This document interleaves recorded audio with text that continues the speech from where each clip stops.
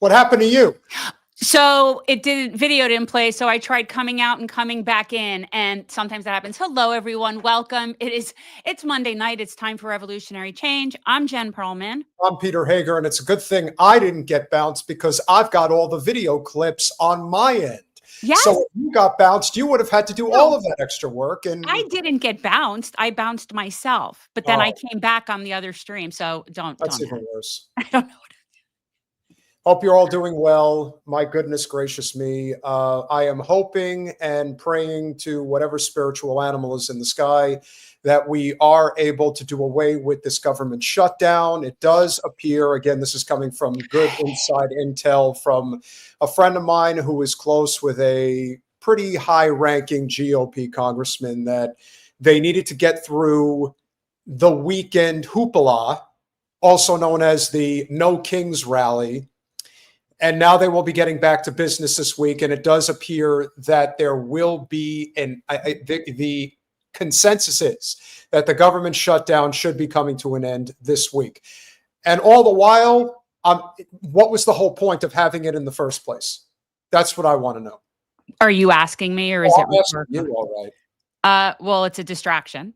It's a distraction from the Epstein files for sure. It's just theater. It doesn't matter. It doesn't matter. And it's political on the part of both of those parties for different reasons, but none of it has to do with what they're saying it's about. No.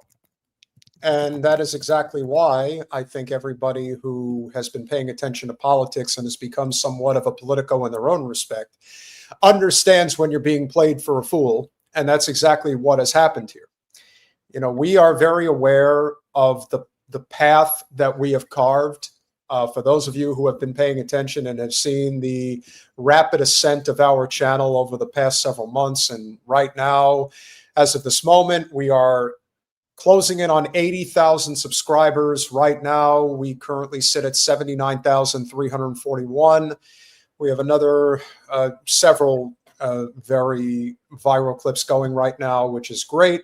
But the one thing that we want to remind people of, if they're here, and especially those who are trying to understand why the Zionist state is able to stand and stand firmly still, it's pretty obvious, because we have a country filled with people that have grown so restless with the Zionist state that they have now gone to the lengths of suggesting that this is a Jew problem. And while it is a Jew problem in Israel, it's not as big of a Jew problem in the United States as you would like to believe that it is. And I'm going to demonstrate for all of you right now why that is the case. Now, unlike, we're going to get to the No Kings parade. It was more of a parade than anything else. Yeah, I mean, I was going to say, I thought that's what we were starting with, but then you went off. Like, so I'm not exactly sure where, like. I'm not going off. I just wanted to, I wanted to make something clear, because we have a very hot clip that's going right now that's already reached, I think, like 20,000 views today. And yes, Michael Rectenwald is coming on at the top of the hour. But I want people to understand that there is a difference between a Zionist Jew and an anti-Zionist Jew. This was New York City over the weekend. Einmal bist du gewesen in der Zeit, wo du bist gewesen in Kaya Shumayu, du auf der Welt, hat keiner nicht gewusst, dass du ein Gott auf der Welt. Bis ich mich gekommen, ich hatte gemacht, Kaya Shumayu, Kaya Uretz. We also express shock and outrage at the police and their brutality taking place in the streets of Israeli cities.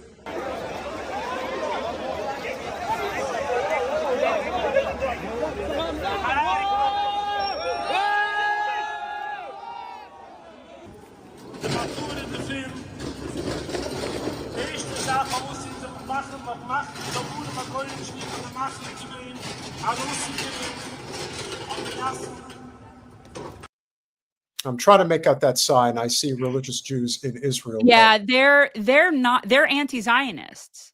And many of those Jews go back like several generations. A lot of they come from a lot of the Zionists that were there living peacefully prior to 1947, that were just living amongst, and they never wanted this to be a state, and they also don't serve in the military because of that. So that's just, I mean, they've been like they've been like that since the beginning of the state of Israel.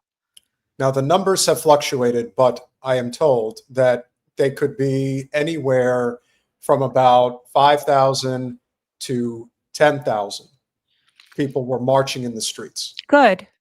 And Good. so, it's important. do you think any of that is going to be covered? Of course not. By corporate? No. No. And certainly not by CBS.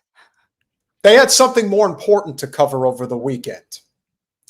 Now, we could show you a whole bunch of clips and displays and give credit where credit is due. There was one speech in particular over the weekend that was exceptional. Of course, that's from Greg Stoker in Austin, Texas. But taking that aside. Oh, Brandon Johnson in Chicago also. The mayor of Chicago called for a general strike, which was pretty impressive. Ballsy. But it was impressive. So yeah, when you talk about good speeches over the weekend, For sure. I only caught a clip of it, but it was pretty fire. Would you like to see what the No King's March is in a nutshell? Well, can we talk about it at all first? Or are you just going to go I feel like we never really addressed this, because to me, it was always just like vagina hats, right? Like, so I never, first of all, any protest that is at a designated time and space as permitted by the authority is, like Peter said, it's a parade. It's a parade. I'm not saying they don't serve a purpose, because I do think they do build coalition, bring people together. Sure. It provides comfort for people when we're living amongst wackadoos to consolidate. So I understand that, but it's not a real protest, right? If you're doing it within the rules that your authority sets out for you, you're just following your chain of command. That's all that you're doing. So yeah. I didn't expect much. And also, if it's organized in any way, shape, or form by the Democratic Party, then it's automatically not real. It's MIC resistance. And shame. And honestly, if I thought that DSA had any chance of like salvageableness, it's gone now. It's gone now.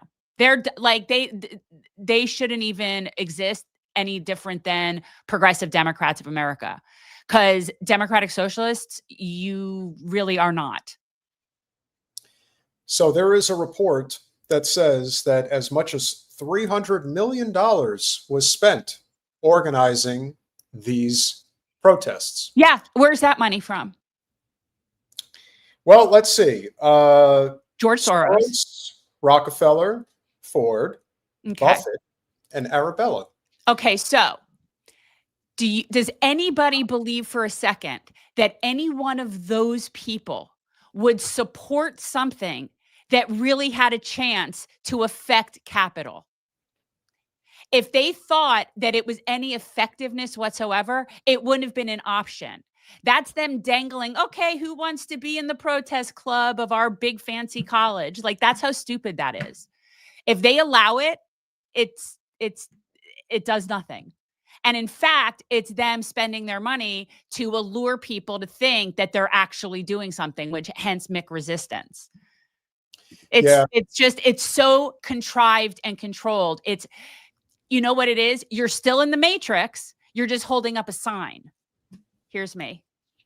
The list of all the different corporations that were a part of the sponsorship for this event.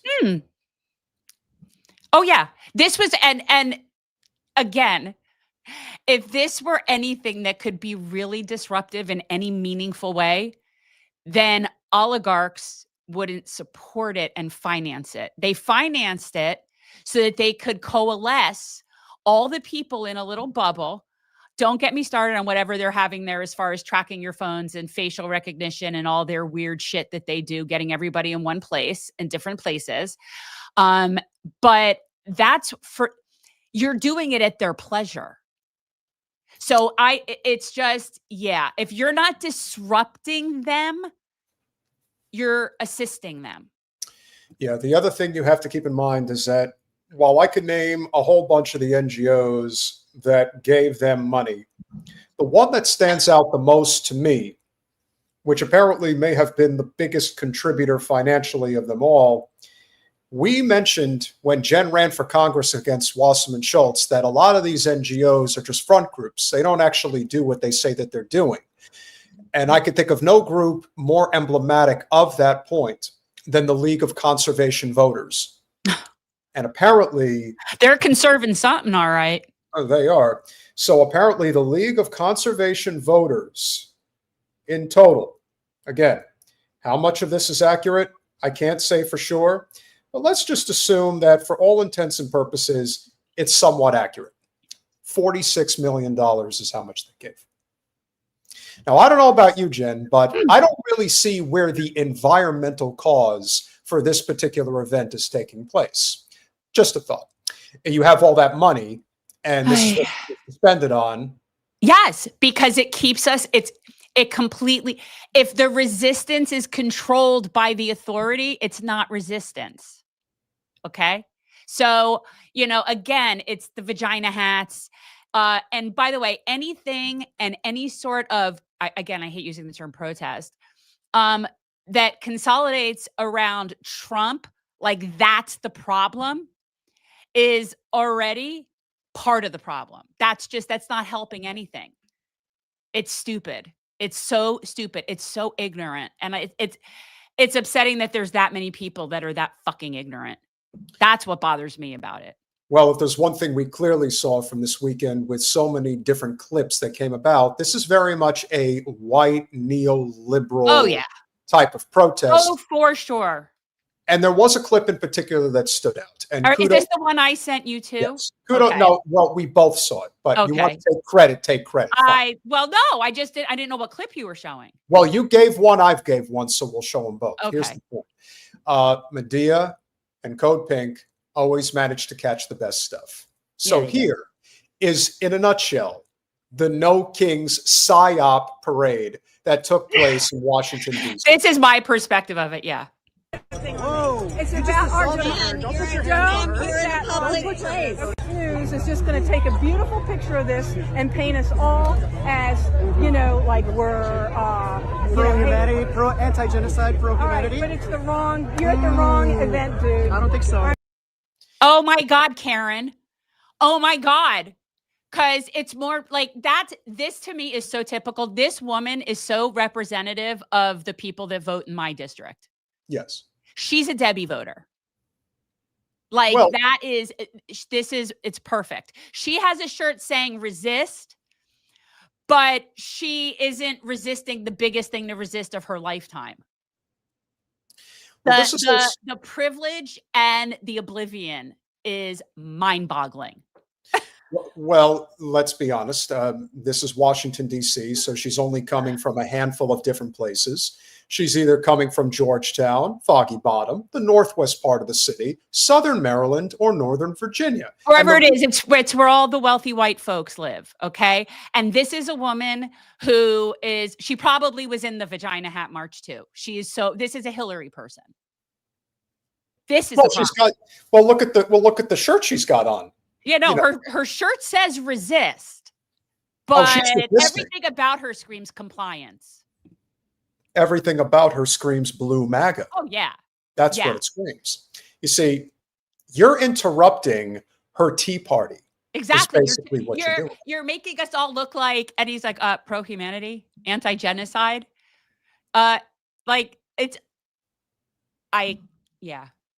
This is a person who does not give a flying F about the Palestinian people.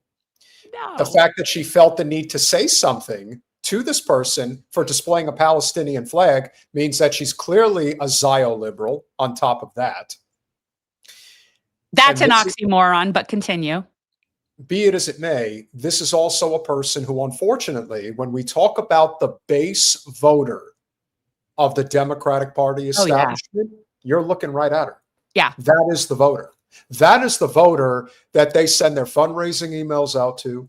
That is the woman that they invite to all of the parties. Absolutely. This is a woman who absolutely is part of the resistance. She loves Hillary. She loves Kamala. I'm sure she loves Booty Judge.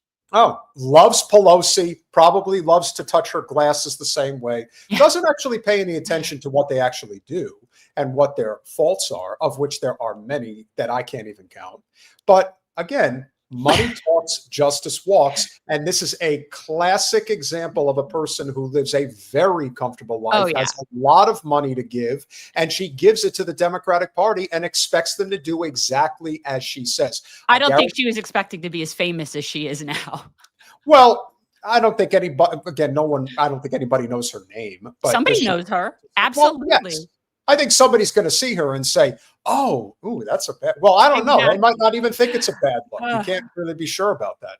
But what I can be certain of is that she is showing, she is representing exactly why, if you think you're going to get anything done within the Democratic Party, as long as somebody like her is alive, it's not happening.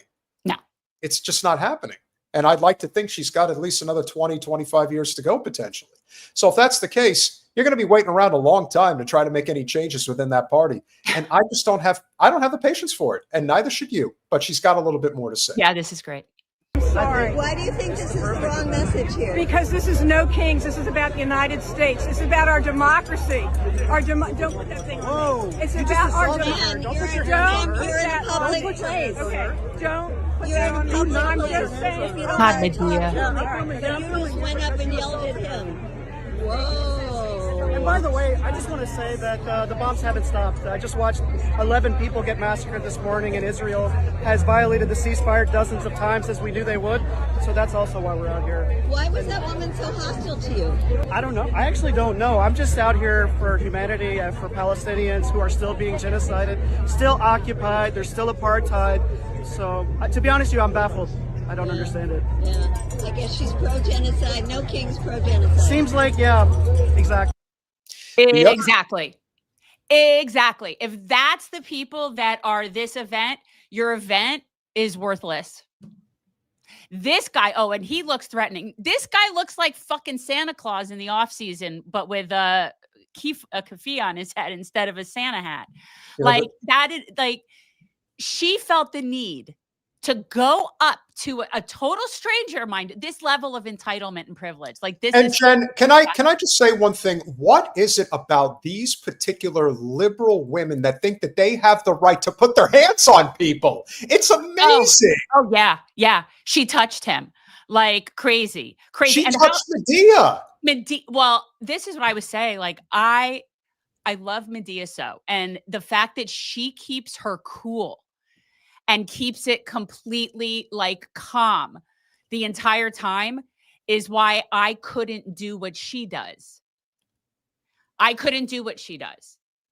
That there's no way I wouldn't have been like in that lady's face in a way that would end up getting me in trouble. Like she's so calm, ma'am, you're in a public place. Like I'd be like, are you fucking insane? Like I'd go off. I would never be able to contain myself. It's like, this is why we need people like Medea.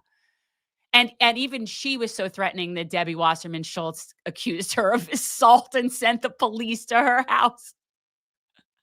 Nothing will ever cease to amaze me as far as that's concerned. But I do think that it is important that we kind of crystallize what this entire event was all about, why it's a lie, that we were, that this had really anything to do, if at all, with trying to change things. Because as you've often said, there is no point at all to doing events like this because you're asking for permission to do it. When you get on a flotilla to Gaza to try to bring aid, knowing what is in front of you, that's asking for permission. That's direct action. Yeah, that's action. That's what we need. We need direct action. We need interference, disruption, civil disobedience. Like that's the kind of shit we need. That's the only stuff that makes a difference. But I think it's very telling that DC Karen said it's about our democracy. In what universe do we have a democracy? She believes in her life. She has a democracy. She's comfortable. She's comfortable and she gets what she wants. And, she likes the way things are. And she is somebody that probably in her town gets what she wants. Yeah. For right. 10. So her life is a democracy. And that's what she doesn't like. She probably, Trump is very offensive to her. Yes. Well, again, you're talking about a person who lives within that probably 10 to 15% demographic of the country, that right now the country is doing just fine in their eyes. They're offended by Trump, and that type of thing bothers them. But I think it's important to understand that there is actually an Israel connection to this event, and leave it to Eric Warsaw, who is apparently a gentleman who is working with Thomas Massie as we speak in conjunction with the DSA of all places. And again, my rant from them aside, those are unrelated situations, but yeah. Absolutely. But with Eric putting this compilation clip together, credit to him. He does a lot of solid work, but even I didn't understand the depths of the layers as to why this was such an anti-Palestine event, because evidently that gentleman who was holding the Palestinian flag, he was like the only person at the entire protest that was actually holding one. So there's another layer to this that I was unaware of that Eric is going to share with us right now. Runs the No Kings movement, the very professional, well-funded nationwide protests. Millions of angry people, but they're not against war. They're not against genocide, especially the one going on in the Middle East. No pally flags, no keffiyehs, and they have all of mainstream media on their side. How'd they manage that? And they absolutely will not go against the biggest king tyrant of them all, Netanyahu. The No Kings movement is run by two people, Ezra Levine and Leigh Greenberg. Guess what religion they are? This is another blue state Zio manufactured movement and protest. All their biases and agendas align with blue state. This is an attempt to control opposition, take advantage of people's high emotions, deflect blame, and steer all the sheep in a different direction. Pretty soon all the protests will be completely sterilized of any. I just have to say, there were apparently, I guess, 2,000 of these events that were planned around the country, and as many as 7 million people showed up. Mm-hmm. No call to action.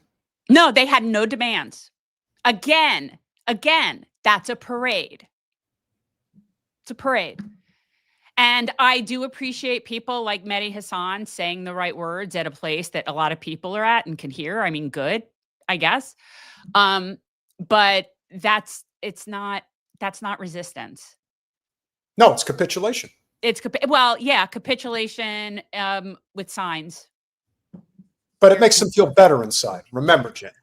There's that. And again, like I said, it's not that I don't think there's any reason for people to gather and rally and do stuff like that, because there is. And some people, it's a feeling of community, it's solidarity. And the world is a very isolating place right now for people that are in any area of resistance. So I get that. But it's the people like Karen that are at the base of this particular action. And that is just basic. Again, you're just complying with, if you ask for permission to do something and you get allotted a certain time frame and a certain place in which you're allowed to do it, that's not resistance. That's just getting like a permit for a street party. We'll finish it up. Anything that goes against blue state. These are some very clever people we're dealing with. Deflection tactics. Now, if you don't like Trump or some other policies, go ahead and protest. Go ahead and protest. Just don't do it alongside the Zio organization. Don't help our enemies. It's just a trick. And where is the FBI? This is supposed to be identified immediately as foreign-induced subversion. Identified and dismantled. The FBI lets it happen because they're also infiltrated by them. The FBI will only investigate and shut down pro-Pally, anti-blue state organizations and groups. Don't let them trick you. Keep your eyes open. Exactly. So anything affiliated with the Democratic Party is Zionist. That's just a fact. They're not going to coexist with any organization that is not Zionist. So if it's a Democrat thing, it's a Zionist thing. That's just facts. Now, what do you think would have happened if you had 2,000 organized Free Palestine marches all over the United States? Think the FBI wouldn't have been cracking down on those? Oh my God, you would. That would be what we're seeing with like what's going on with the ICE protests. Yeah, it would be. People would start being So that's why we cannot, under any circumstances, think that this is something that we should just sit idly by and trying to ignore that it actually happened. I didn't want to talk about it, honestly. I thought it was a complete waste of time, a complete waste of our mental energy. And this, again, just goes to show you, I would have been completely taken aback by the insanity of the type of things that these privileged liberals like to do, even now, even after everything that we've been privy to over the past several years. You add in the Zionist connection to this event. Yeah. It's just, don't be a dupe.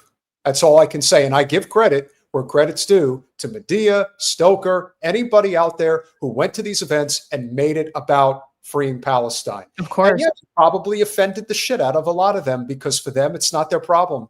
That's their just a bonus. Well, the first King's Day parade, if you recall, I went to the one here in Hollywood. And I saw one other person. I was wearing keffiyeh. I saw one other person that had a pro-Palestine sign, but no, it was all about the Trumpists. Yeah. I mean, this is, again, it's vagina hats. Well, and also, like I said, it also speaks to this idea that if you're going to have an event like this, you either have to have some type of a call to action, and you have to actually be pushing for peace. Again, we showed you right at the top that there were thousands upon thousands of Orthodox Jews in New York City protesting Israel, and no one covered it. Nobody. We got that footage from, I think it was Al Jazeera, and maybe, just maybe, Status Quo may have covered it. But in terms of actual network TV talking about that, no one's going to talk about that. Of course not. What they're going to talk about is this go nowhere event that clearly had very powerful figures organizing it. How much money it actually received from these NGOs remains to be seen. But as Jen pointed out, if it is in any way, and I said this about the Sunshine Movement, I said, Sunrise Movement, I've said it about all these organizations. I said the second you hook arms with the Democratic Party, that's the end. You're done. You're done. Right.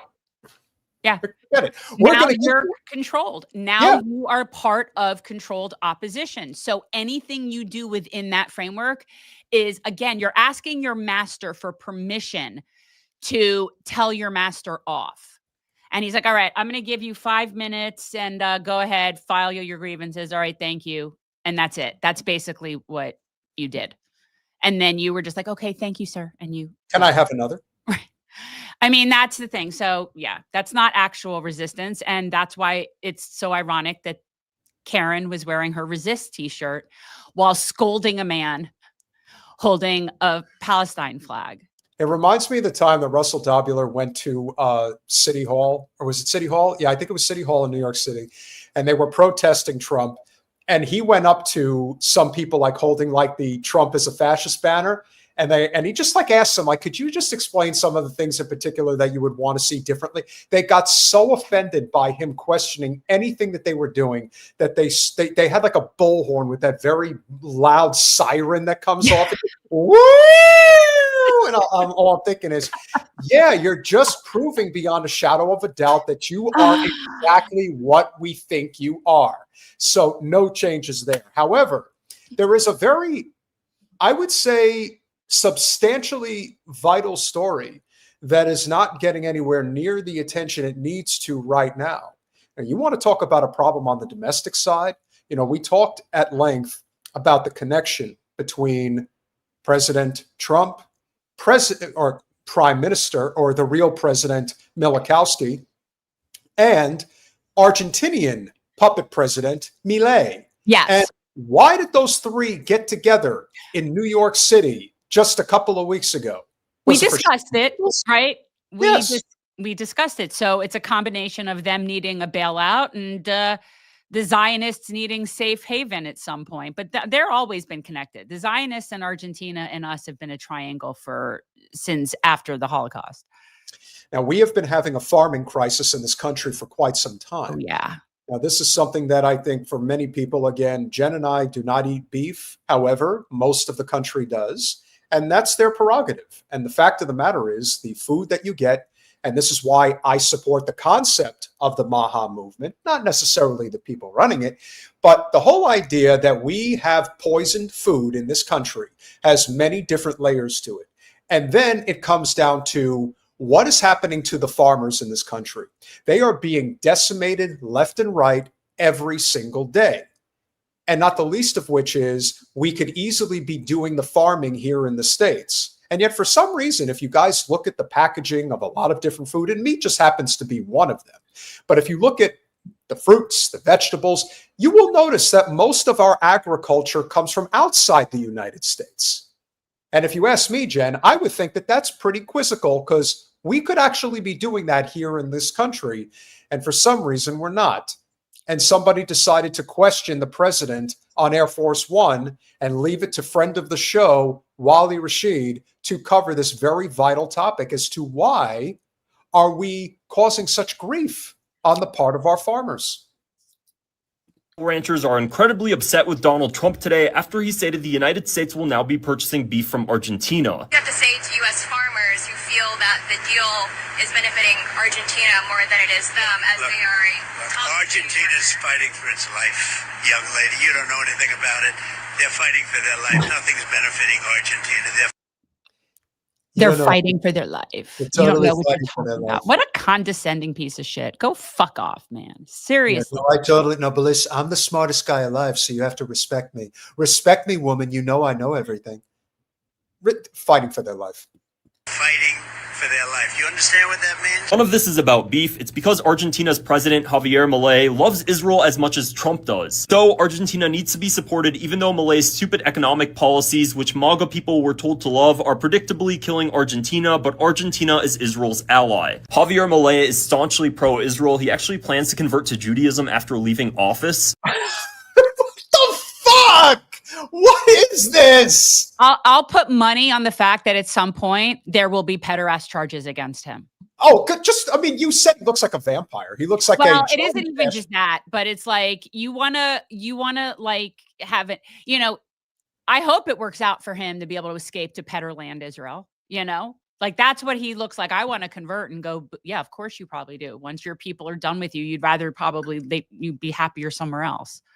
Did you see Milei's reaction when he went to the Wailing Wall? His in particular really stood out to me. I don't know. He gets to the wall and he starts bawling into the wall. Oh my God. Like that can only be an act. Like there's no other explanation. Yeah. You see somebody like him, and I agree, he is a total puppet president. And what the hell does he have in his closet? What is he hiding? Well, maybe he was on Epstein's island. At this point, that's how I feel about, like, whenever I have a question, I'm like, they were probably on the island.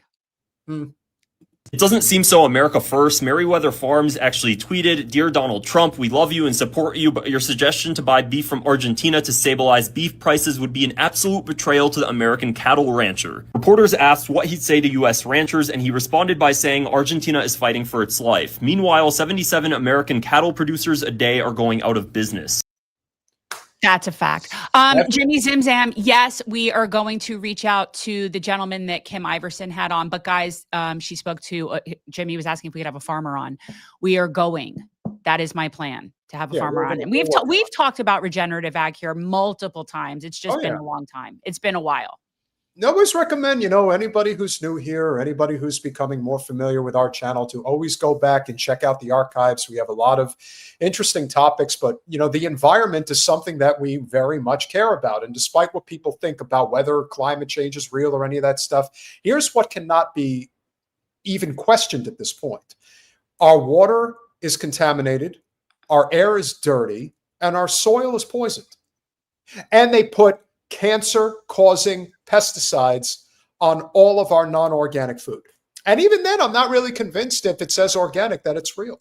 You shouldn't, because we actually did a specific episode with someone that I became friendly with after my first campaign, Scott Lively, who was in the grass-fed beef business, as in owns cattle and does that. And really, and he wrote a book.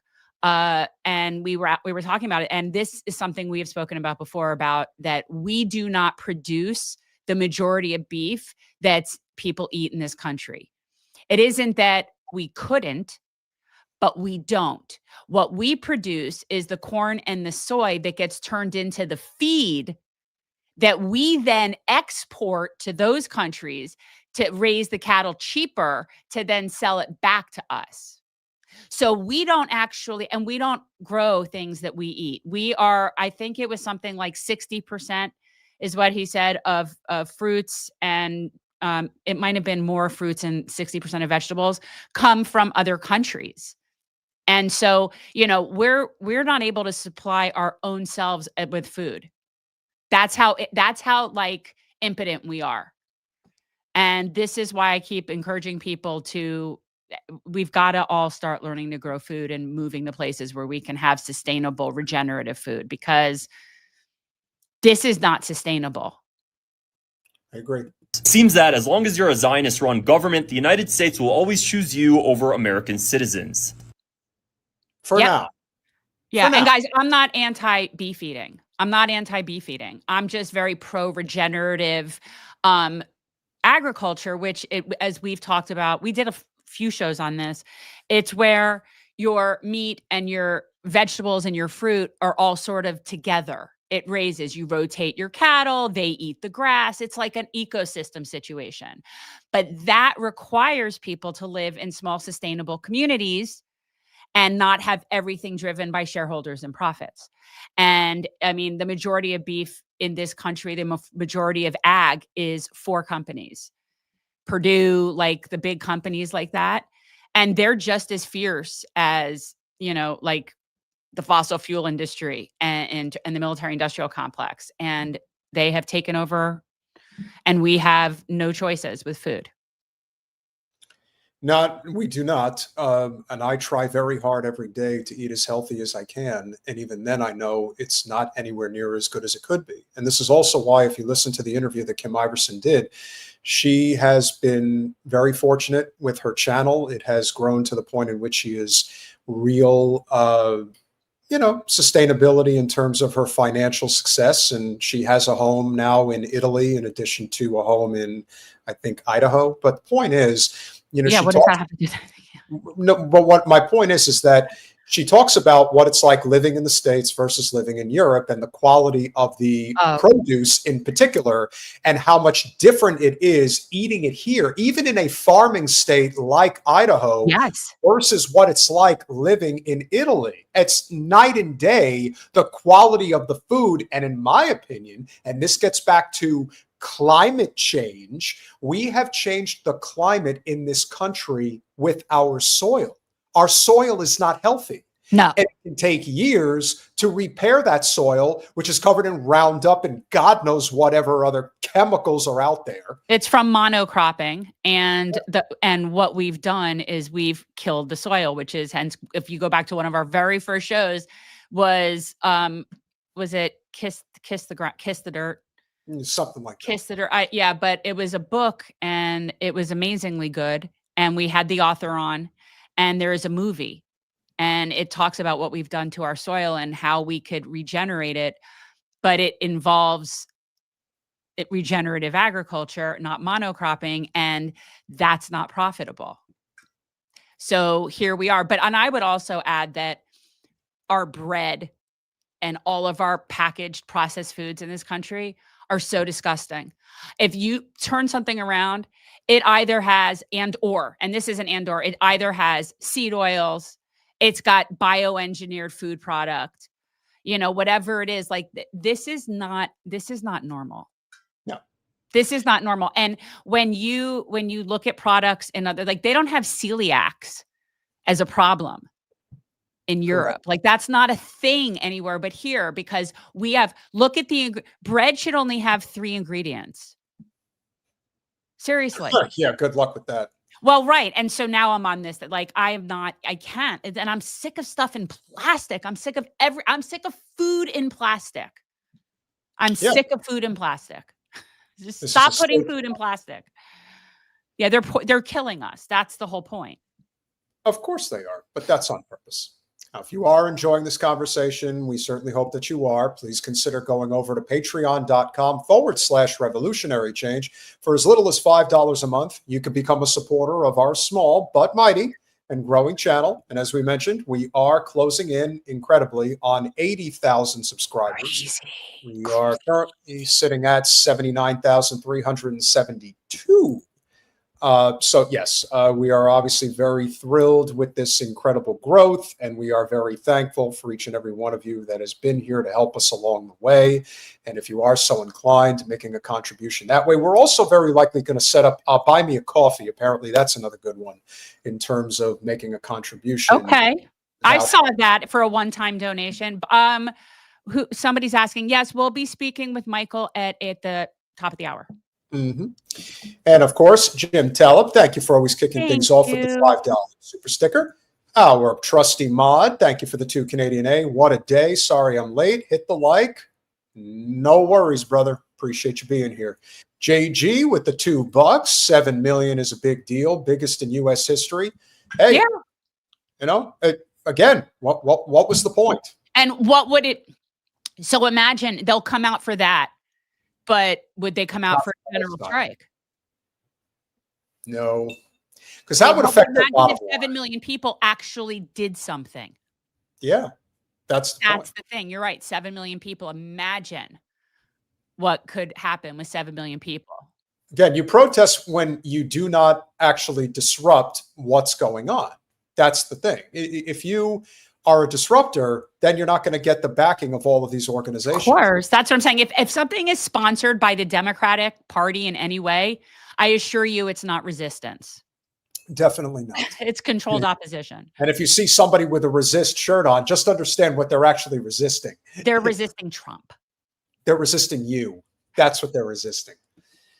And of course, our trusty mod with the 2 Canadian A again, establishment movements like MAGA equals agendas. I would say that that's true across any board. Again, if you are not disturbing capital in any way, then you're going to get what you're going to get. That's for sure. You want change, you got to hit them in their wallets. There's no other way. Basil Beshkov, thank you for the $10. Protest brought to you by Divide and Conquer Inc. I like it. Yes. I like it. Exactly. Yeah, very true. Libertarian Social Democrat with the $4.99. Do you see what the Zio-funded Dems establishment are sabotaging the left answer to JD populist Vance, Graham Plattner, by running almost 80 Janet Mills? Yep. We have discussed, and we will continue to discuss, as our PAC just is supporting Graham Plattner. He is one of the 3 candidates that our PAC is starting. Our new PAC is supporting. So, yep. If you are so inclined and you would like to, other way, if you are so inclined and you want I had it. It's right there. Oh, you do? Okay. It's right above me. What are you looking at? Well, I don't know, because you and I see the screen differently. It's kind of weird. But you can go over to, if you click on the QR code, just take your phone, hold it to the QR code. That'll take you to revolutionarychangepac.org. And one of our 3 candidates that we are supporting right now happens to be senatorial candidate in the state of Maine, Graham Plattner, who quite frankly should be running as an independent, but that's neither here nor there. I mean, the way exactly. I mean, that's the thing. We like him. We like him. Yeah. Forget the hell with the party. Yeah, exactly. I mean, honestly, that's how it is. He's learning that too. Mr. Trusty Mod, I don't know why you feel the need Brett. to do this, but Yeah. thank you. Your gift is your presence. That's true. For the 20 Canadian A, Canada in 2022 The other side. showed peaceful protest is possible, but we can wave flags outside all day. Live stream, grift for money, and they won't care. Need in the buildings by democratic means, if possible, and make the changes we want. Look, I'm sure that Canada has a lot of issues, but at the end of the day, it's not going to compare in any way, shape, or form to the issues that we have here. And again, I'm not saying that it's great. I'm saying that this is the reality that we're faced with now. Yeah. Libertarian Social Democrat with the $1.99. Don't forget to talk about Muslim Zionism, example, the UAE. Oh, yeah. Well, that is, again, that's political, right? That's just one of our outposts. That the leaders of those fiefdoms are not representative of the people. They're more representative of us, or at least have been in the past. I don't know. I think all things have limits, but we'll see. And with the 199 again, true free trade does not involve the corporations. Well, within reason, but yes, I'm not going to say that that's not part of the free market. But again, we have no balance. That's what I've been talking about. You have no balance within the system. So how do you ever expect it to work? That in many ways, I think, is the big deal here. Joanne Keene, thank you very, very much for the $10 super sticker. Appreciate you being here. Our trusty mod again with the $2 Canadian A. Shout out, chat. Yes, the chat is doing good. I don't know why someone's being nasty to my mod, though. I don't understand what's going on there. Please don't be foul to my mod. I didn't see it. I wasn't paying attention. Okay. But anyway, Mark J with the $3. Always a pleasure. I think you would like YouTube podcast Kerno Damo. Well, I watch him. I do. I watch him. I believe he's somewhere in the UK. I believe he is. Okay. Well, Kurt Boss, you him. have earned yourself a ban. So goodbye. That didn't take long. I only saw what I needed to say. I'm like, okay. What goodbye. did he? I didn't see what you saw. I saw him just being rude. Oh, he said F Brett. I'm like, okay. Yeah. Well, that's what he said in the first place. Yeah, you're out of here. Bye-bye. Go troll somewhere else. It's amazing. They all want to do this. It's like a joke. But anyway, we have more pressing things to talk about. In fact, I believe our guest is in the he's in the bullpen. Let's put it He's down. in the green room. He's in the green room. He's going to be green room. And we now just came across this, but yeah. Yes. No, absolutely. So I have, again, would emphasize that if you guys are so inclined, please make sure that you do go over to patreon.com/revolutionary change. It is also a way to save money. Again, we are appreciative of the platform that YouTube has allowed us to build, that Google has permitted us to continue to use until they decide we're not allowed to use it anymore. And that is why we want everyone to make sure that if you haven't already, please make sure that you subscribe to Revolutionary Change on Rumble. So if you are not subscribed there, Revolutionary Change on Rumble is where you can go. We currently have 463 live viewers as we speak. Let's get to 500 if you haven't hit that like button.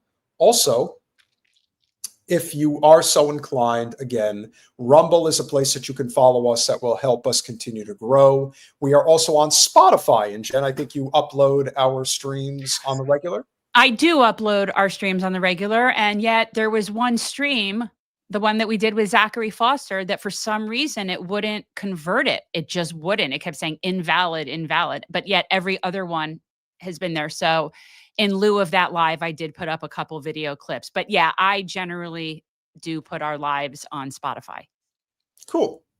Well, that's great to know. And it looks like our good friend to be, who is on the same pathway that we are on, which is how do we, again, this is actually the perfect time to bring Michael in because as we discussed at the top of the show, we are facing a very unique situation right now where we are we're in the it is the backdrop now to what just happened over the weekend, which is all these people protesting all over the United States. And for what purpose? If you do not have a call to action when you do something, then what the hell's the point of it? I think we can agree that we have a real call to action in this country right now, which is how are we going to deal with the Zion Nazi state? How are we going to end their stranglehold over our country? Well, I mean, my opinion is they need to be lanced like a boil off the earth. Sure. They're the scourge of humanity. They need to, they cannot coexist on this planet with the rest of us. So yeah, I understand that we want to get the Zios out of our politics in this country. I get that. But as someone who believes that the Zio state is an appendage of ours, I feel like there is no getting rid of them unless they cease to exist. So I kind of feel like those go hand in hand. But anyway. He is the author of 14 books. I'd like to write one day. Professor, PhD, 19th century British science and culture, a hip-hopian. I'm wondering if that's old school hip-hop from the late 80s, early 90s, which is what I liked. And he is the founder of AIPAC. Anti-Zionist. Yeah. So guys, we are going to introduce you to Michael Rectenwald, who has a PAC that I just came across like the other day. And this is something we had been talking about for a couple of years. We tried to do it when we were running, but it didn't go well. And now we finally have our PAC, but now there's other ones, which I'm glad to cross-pollinate. Absolutely. Michael Rectenwald, welcome to Revolutionary Change. It's great to be here. Thanks for having me. Hi. So I just came across you the other day, and I wasn't sure how new your PAC was and how it came about. This is something that Peter and I started talking about several years ago. Actually, before I ran in 24, like we were talking about, we need a PAC to fight the PAC, to fight against AIPAC. Like we need an anti-AIPAC PAC. And at the time, that in and of itself wouldn't have been a sufficient PAC. Like you wouldn't have, but now there's so much fervor and anger about the priority placed on Israel that it's so ripe. So just start by just talking about how you put, like, where your PAC came from and how it came to be, and that your origin story. Sure. With the PAC, the origin story is, I thought, it became very clear to me that unless we get rid of Zionism in the United States, that we needed to de-Zionize the United States government, not only for the sake of American citizens who are being extorted to pay for crimes against humanity, but for the people that are being savaged by Israel. If we didn't do something here, then we couldn't help them. And likewise, it became obvious to me that the occupation in the United States must end before the other occupations can possibly end. And, I thought it's incumbent upon Americans to stand up to and get rid of Zionism from our government, because with it, as I said, we're being extorted on a regular basis, billions and billions. I think it's $33 billion since October 7th, 2023 has been sent in arms and aid to Israel. And this is just an outrage. So I'm appealing across the political spectrum. We don't care left, right, center. It doesn't matter. What we need to do is, I think we need to unite Americans. And we need to unite Americans to get rid of Zionism, because Zionism is absolutely sucking our nation dry. It is absolutely a parasite on our country, and we must rid it. And so we appeal, and I'm wondering how your appeal goes, because I'm very happy to see other PACs in the field. Listen, this isn't a competition. This is what we need. After all, Israel has some 25 PACs and 50 lobbies under their control. Yep. And so why isn't the anti-Zionist part of them, why is there no anti-Zionist organizations in this country? And I thought, first I thought about a party, the Anti-Zionist America Party, AZAP, which kind of rang a bell for me because it recalls ASAP, hurry up, we need this quick. Yeah. But then, having experience in third-party politics, I ran as the presidential candidate for the Libertarian Party in 2024. Okay. I won the first 5 rounds of voting and lost in the last round by a little legerdemain, which I won't get into. But let's just say Trump had something to do with it. Listen, you can't blame me. The people got what they wanted, and that's the way it goes. Good imitation. That's pretty good. Yeah. And but then I realized, so third parties can't, gain a foothold because of the way the system's rigged. These parties have dominated the state for so long that they fixed the game in their favor to exclusion of any other comers, any competition. They want it to be a 2-party game. This is not a fair tournament. They start with the finals and pick who gets to play. And so I said, no, a party won't do it. And then I thought, well, how could we support candidates from across the political spectrum, regardless of their politics on some other issues, and connect them on this particular issue? And I thought a PAC is the way to go, because then we can support, it doesn't matter what party they're from.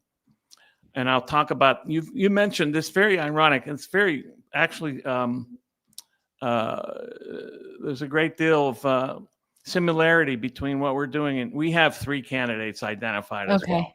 Yeah, we have identified and we're supporting 3 candidates so far, and we're going to enlarge that, as we grow. And I thought a PAC would be a way to do this. And, we have an appeal.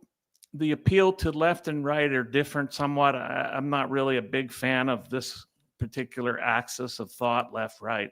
No. I think of the up-down axis as most important. The people versus the ruling class. Let's be real. Correct. And, but we do recognize that the rhetoric is slightly different. And this is not to be disingenuous or at all dissembling. For the right, the appeal is regaining American sovereignty. After all, right now, our country is being run by Israel, in effect. Donald Trump is a remote control figure for Israel. He's doing everything they ask and more. That's the sovereignty end. And then, of course, for the left, so-called, and like I said, I'm not a big believer in left-right, but it is the empathy fact that our arms and aid are murdering civilians in the masses, and it's ongoing right now. As we know, Israel broke the ceasefire, which was no surprise whatsoever. And so this is what we're trying to do. We're bringing these groups together and to grow the resistance to overcome the Zionist infiltration and control of the United States government. Right. And we definitely, I'm not going to even say we anymore because I don't know where Peter is, but I'm definitely what would be considered politically left of left. I left the left, left of left. Yeah. But at the end of the day, we are on the same team for something that involves saving people. Yes. And saving a lot of people. It's what's in the best interest of this country. And I get that mindset. But to me, I also realize that none of us are free until all of us are free. And that is global, like the imaginary lines on the map that we made up. Nonsense. Don't differentiate me as a mother from a Palestinian mother. We're all the same. And so their freedom is our freedom. But so that is a huge thing. And I support single payer healthcare. I think everybody's entitled to housing and education and a living job. I support a federal job guarantee. I don't believe in borders. I think they're imaginary lines. I don't like how we treat people in general. I think that I believe in abolition. I don't think we need to be policed. So I'm definitely left, but we definitely are nonpartisan. I do not like either party. They both suck completely. I agree. It's a top-down thing. And I find, and Peter and I both find that we tend to prefer to be around red people and libertarians than we want to be around the blue people. Now that's interesting. The blue people are just annoying. They're just annoying, and they're just it's like new Coke. We don't need that. Yeah. So, that's interesting. I will say that my own politics don't enter into this only in as much as a libertarian, I hold to the non-aggression principle. Yeah. And that is, you don't aggress against another person's person or property. That's the line that has to be drawn. And that's the only way to have a civil society, really. So that's the only political, really, ideology, if you want to call it that. I don't think it's more like a principle that I bring to the PAC. Everything else, look, here's the thing. This is interesting. You said social welfare. I was, as a candidate for Libertarian Party, I was, I said, cut social welfare, cut arms man, cut all the funding to the military, all of it. But now I think we should force social welfare down their throats in order to get the funding away from the military industrial complex.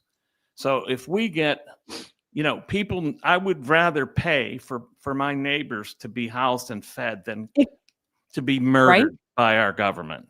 Absolutely. Yeah. Now, for me, my political leanings, if you will, I would describe as populist and libertarian that leans to the left. Okay. And what I would say is one of the big sticking points here, which you just brought up, and that is, if you're a libertarian, if you espouse libertarian principles, you are looking for the most efficient way to do everything within the political sphere. If you care about healthcare, the most libertarian way to do healthcare is the most cost-effective way, which is single payer. If you are concerned about whether or not we have people that are benefit to society, you need to have some form of a tuition-free public college and trade school program so that people can learn trades to actually be effective members of society. We need to protect our farmers. The idea that we do not have an America First agenda, which of course is, it just goes to show you how much people are especially privileged liberals are so mentally affected by Trump that when they hear the term America First, they automatically associate it with him. And that, with MAGA. With MAGA. I can't be for that. And it's like, no, I am America First. I'm very proud to be America First. I'm not what Trump's version of America First is. No.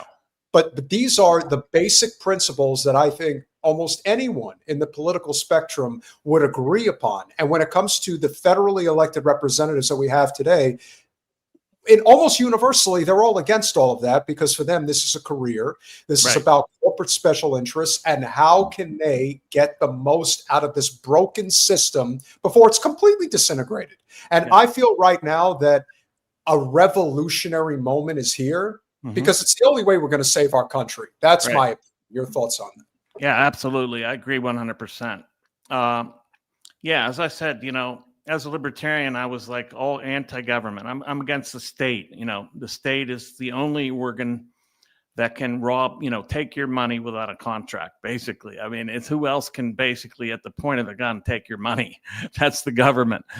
But I now have come around more to your side, because I'm saying, and I'm not sure we're really on sides here, but I think that we need, in order to demilitarize this country, we need to take care of our people first. And that's what I mean by America First. It means we prioritize our own citizens. And what does that do? It benefits the whole world, because now we're not arming and funding a genocidal state.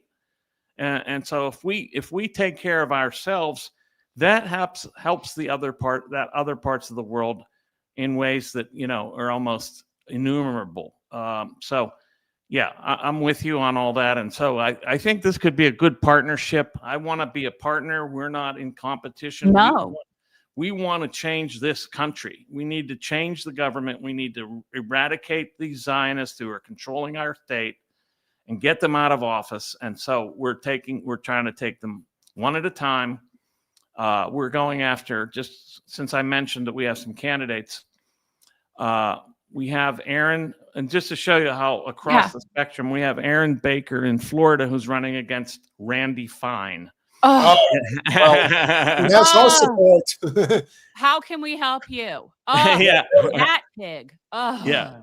We figured that to unseat him, by the way, he is a serious darling of AIPAC. He's receiving, hundreds of millions.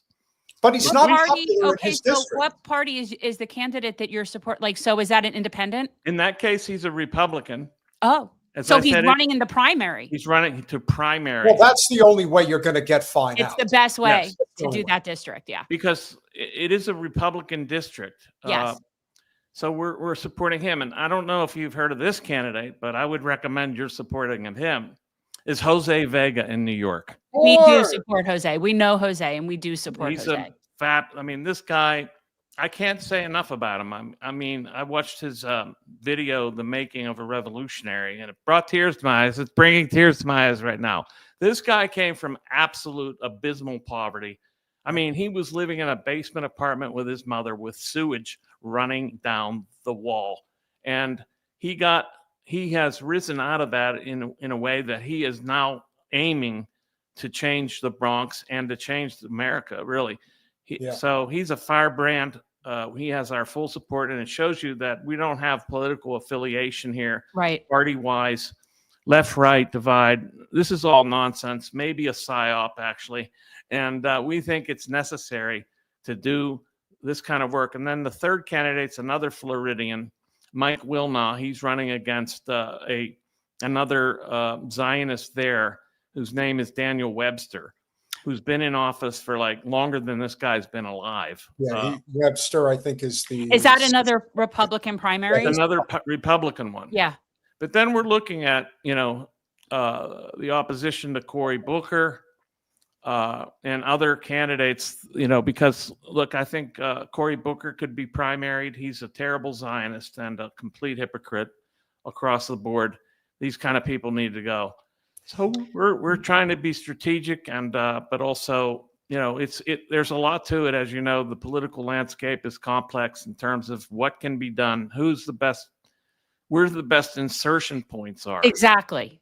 It Well, has to be, we've said you have to be strategic, like with where you think you can be effective. So for us, we have, we're supporting Butch Ware for governor of California. He's Green Party. We're supporting Shama Sawant in Washington. She's running as an independent. For what office? What? What office? Shama Sawant's running for Congress in Washington. And then Graham Plattner running for U.S. Senate in Maine. Oh, those are all great. We should share notes, and because this is a game that we need to be in it together, because we're not going to win otherwise. We were going to support Butch Ware, but we've decided that it's better for us to go after congressional candidates first. We think that the Zionization has infiltrated everything, local, state, and federal.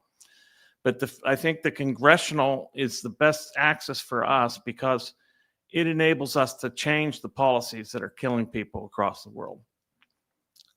I think that Butch is somebody who can actually catch lightning in a bottle if he's got some money, because I think right now the Democrats in California, first of all, they've been fading in a number of ways for the past several years, not the least of which now is they've put so much of their eggs into the basket of Katie Porter, and that looks to be a complete non-starter for a lot of people now that they've seen what type of a person she is, on top of being a Zion-Nazi. Yeah. So I do think that there is going to be some traction that he's going to be able to generate. And people had suggested to us that we support Jose once this thing got started. So the fact that you guys are supporting Jose immediately says, okay, you're going to take care of those guys. Yeah. Or these guys, and the fact that you got somebody running against Randy Fine is great. Yeah, that is awesome. I mean, another thing that we were thinking about with supporting Butch Ware in California is California is what, the fourth, fifth largest economy in the world. Yeah.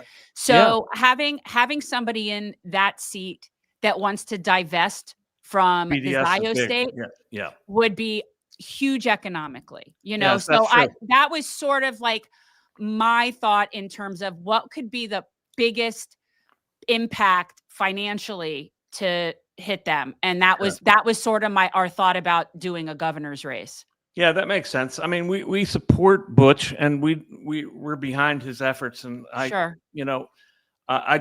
it's just, there's only so much, there's a finite resources, as you know, and we're getting donations. I'm sure you are. Yeah. And we're trying to be as strategic as possible, and to be at this time just to hit the national level. I do know and agree 100%, and I ran through this with one of the campaign managers with Butch's campaign, is that having California in our grasp would mean a huge economic shift away from Zionism. In fact. And he's a phenomenal guy, and I fully support him. I just, we're behind him, of course, spiritually, and so forth. Yeah. Yeah. No, I that's what Peter was saying. I think it's really good. I'm like, I don't feel like competition at all. That was why I wanted to talk to you. I mean, to me, it's like we are on the same team, and we all want the same end result, which is divestment, and we want to be free from the Zio state. Yes. And I think that everything we can do, it's like throwing shit against the wall. You know what I mean? It's like, we just got to do everything we can do. But you definitely going after Randy Fine is like, that's like, gives me a warm and fuzzy. And like I feel very, like, it's really good. I'm very appreciative. I like to say that in removing Randy Fine would be removing a rather large impediment to American sovereignty. And Oh, it's a large impediment. When he took the publicity photo with Trump, I said, man, Trump finally, no wonder Trump loves taking photos with this guy. He makes him look thin. Yeah, that's true. That's a good point. I mean, look at Trump, what he's done. He's going after Thomas Massey, just an outrage. To go after Thomas, he's trying to get him out of office before the election.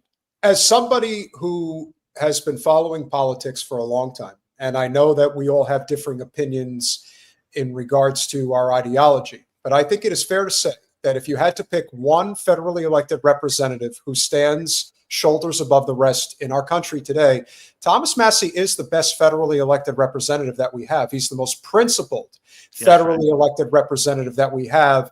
And yes, I do hope that he will run for president in 2028, even if it's in the GOP, because I do think that if there is somebody who would be unabashedly willing to say free Palestine, it's him.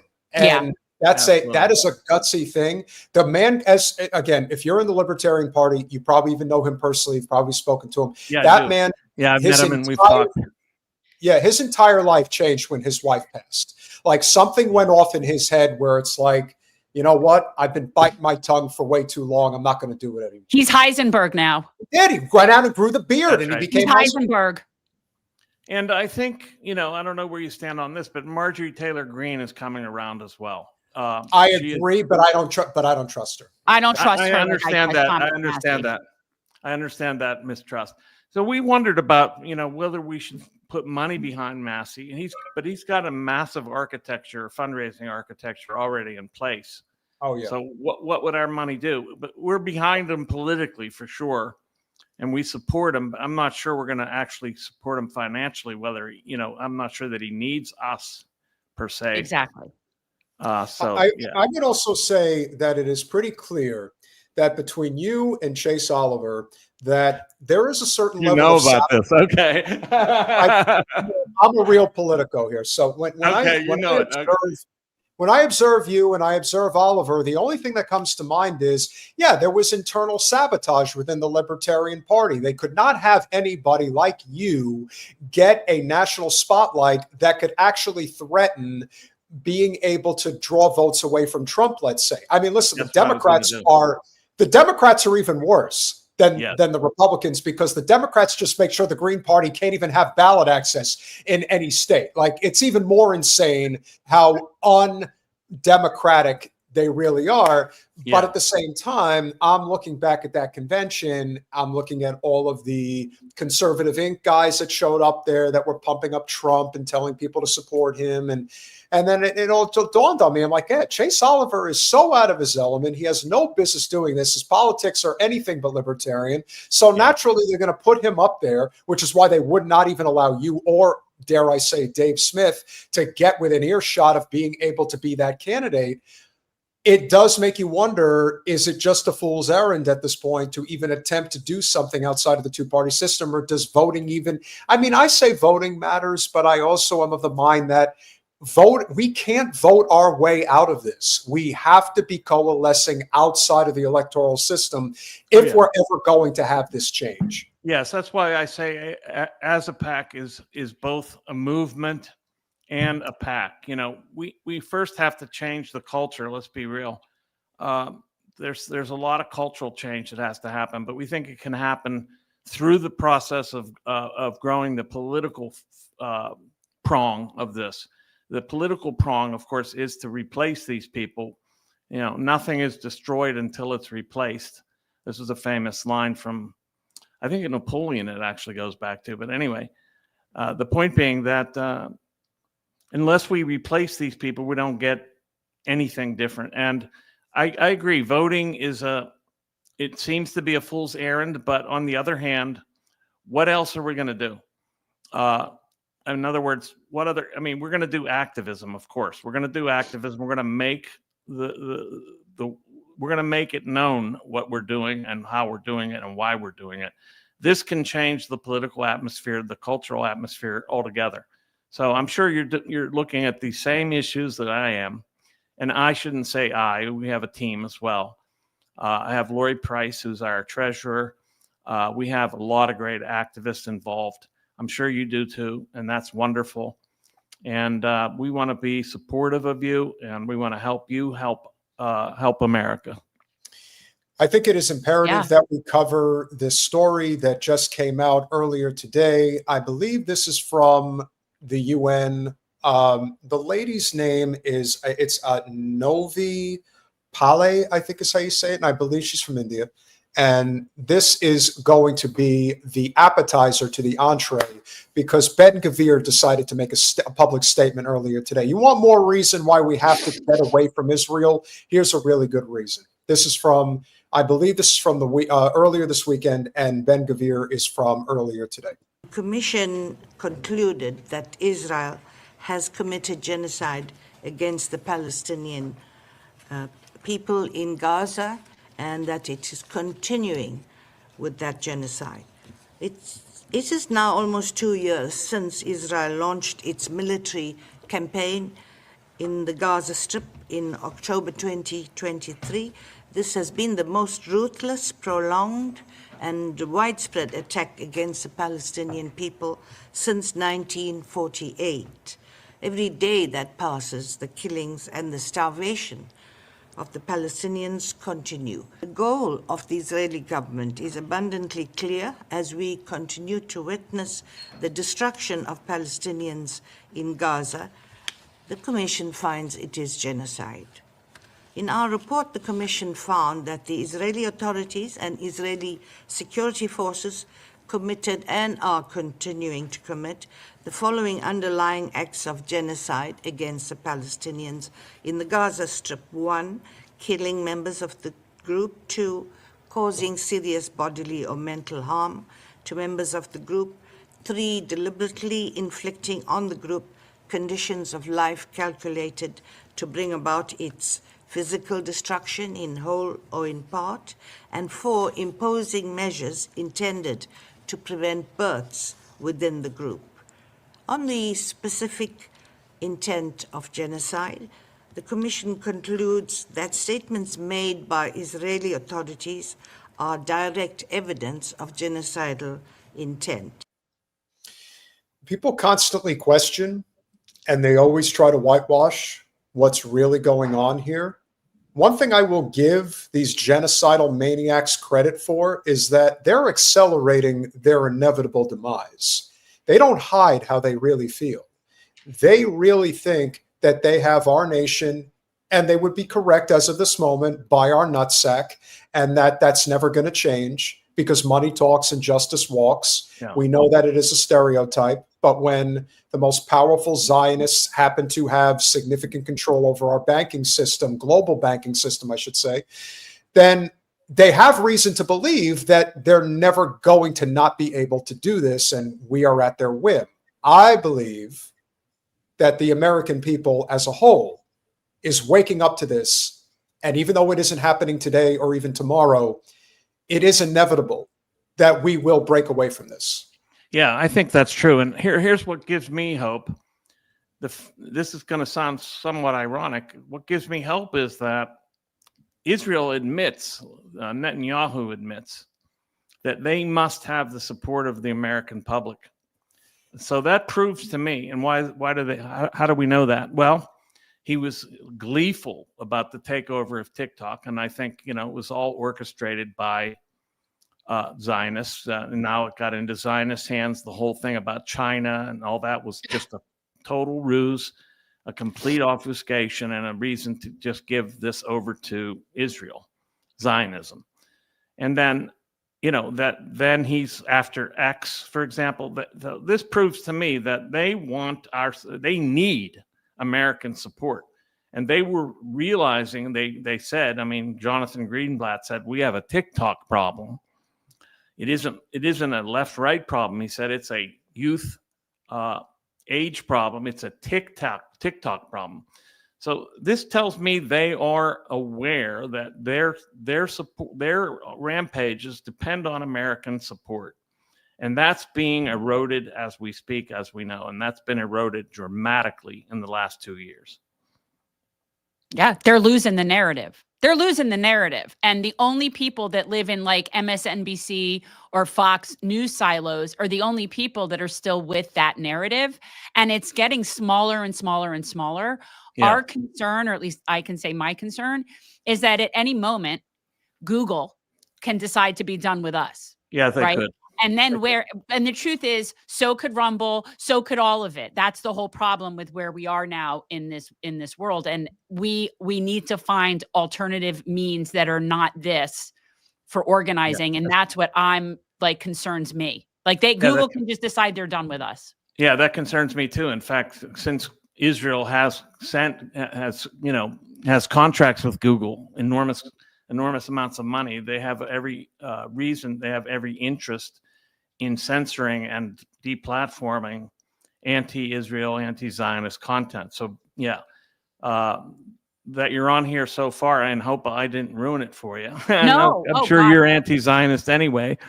But oh God, no. We started out in our first year doing a telethon for Julian Assange, which got us shadow banned. And we did a deconstructing Zionism series that we did in October of 22. So we've been on the shit list for a while. Wow. Yeah, I'm not surprised. I mean, but listen, but I think there's reason for hope. I wake up to my timeline on X, and it's all this anti-Muslim rhetoric and Islamification or whatever they're saying. It was obscene. I mean, just an obscene amount. So they're spending a lot of money on these so-called influencers to put out this trash. Yeah. To deflect attention away from the anti-Zionist sentiment that's growing so rapidly in America. They're trying to now divert that onto Islam and create all that. And of course, this also justifies their slaughter of, in their minds. Of Michael, don't you want another $7,000 for a social media post? It's only going to cost you your soul. Nothing. Yeah, not your soul, nothing. I'd rather starve, to be honest, than give up my freedom and to give up the truth. Couldn't have said it better. We'll finish it out.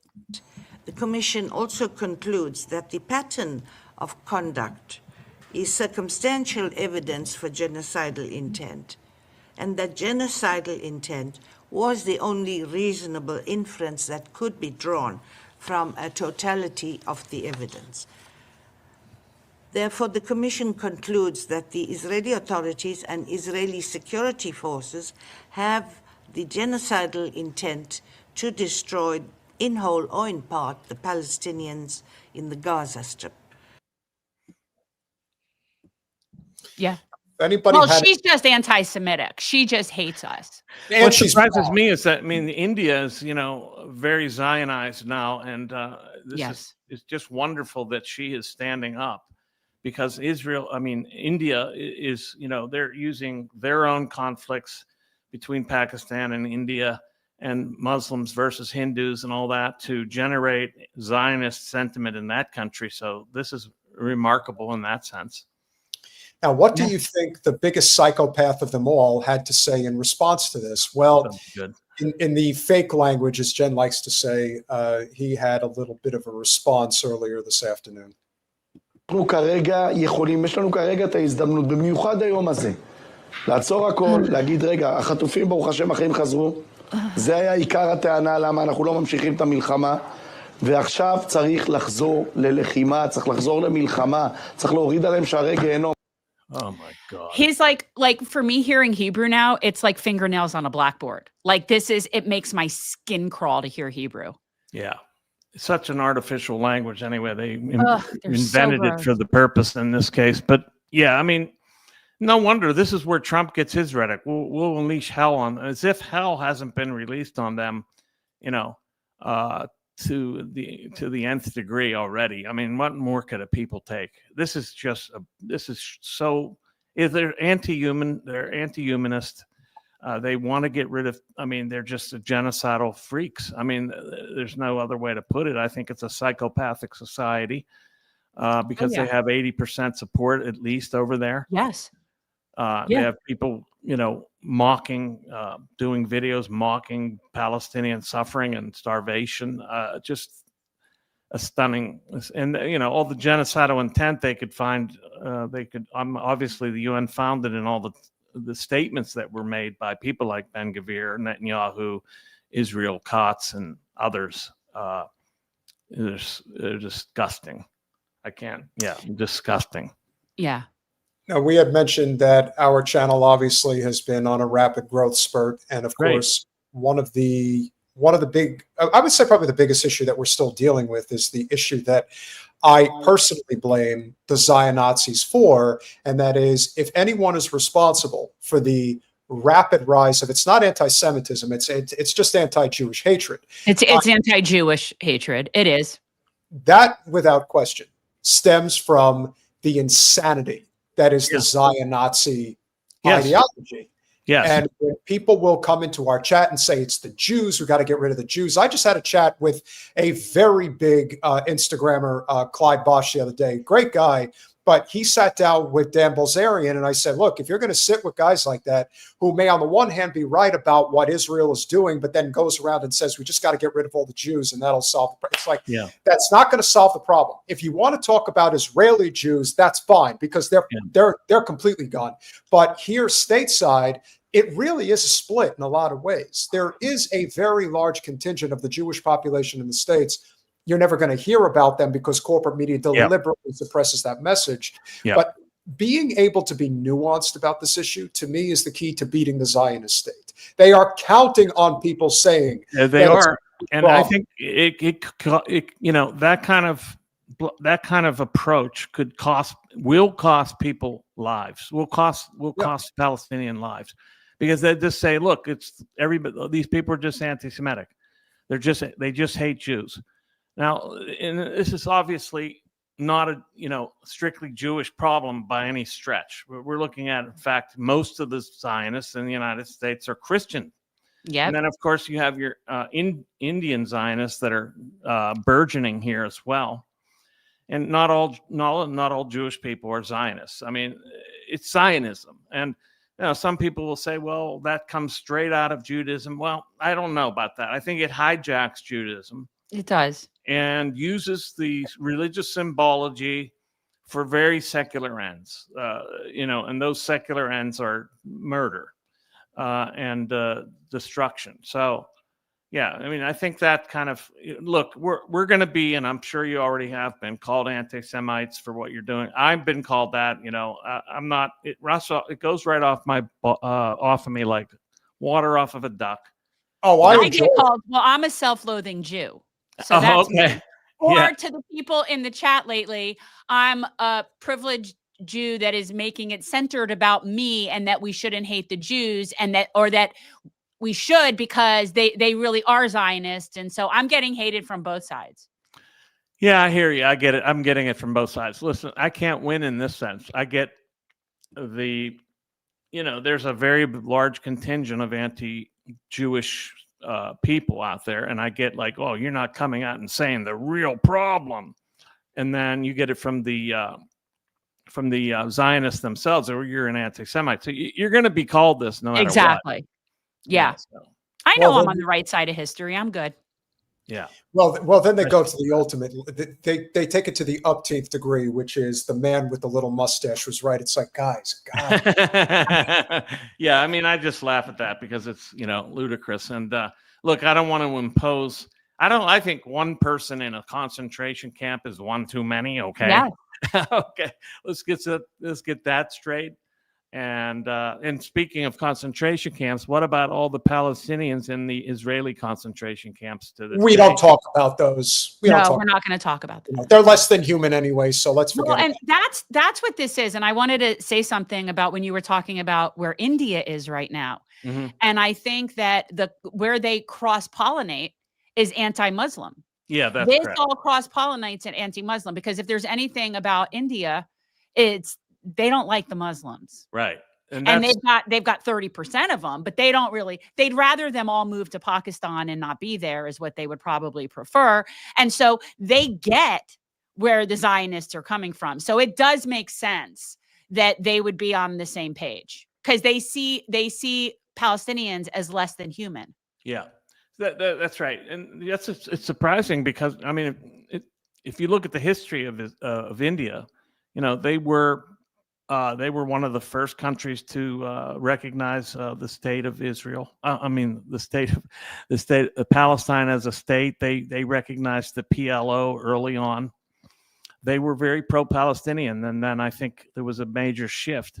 Modi is a major shift. Yeah, Modi was the major shift, and now there's all kind of contracts between Israel and India for all kind of surveillance technology and everything else. I mean, they've got their own Palantir running over there, just like we're going to have here.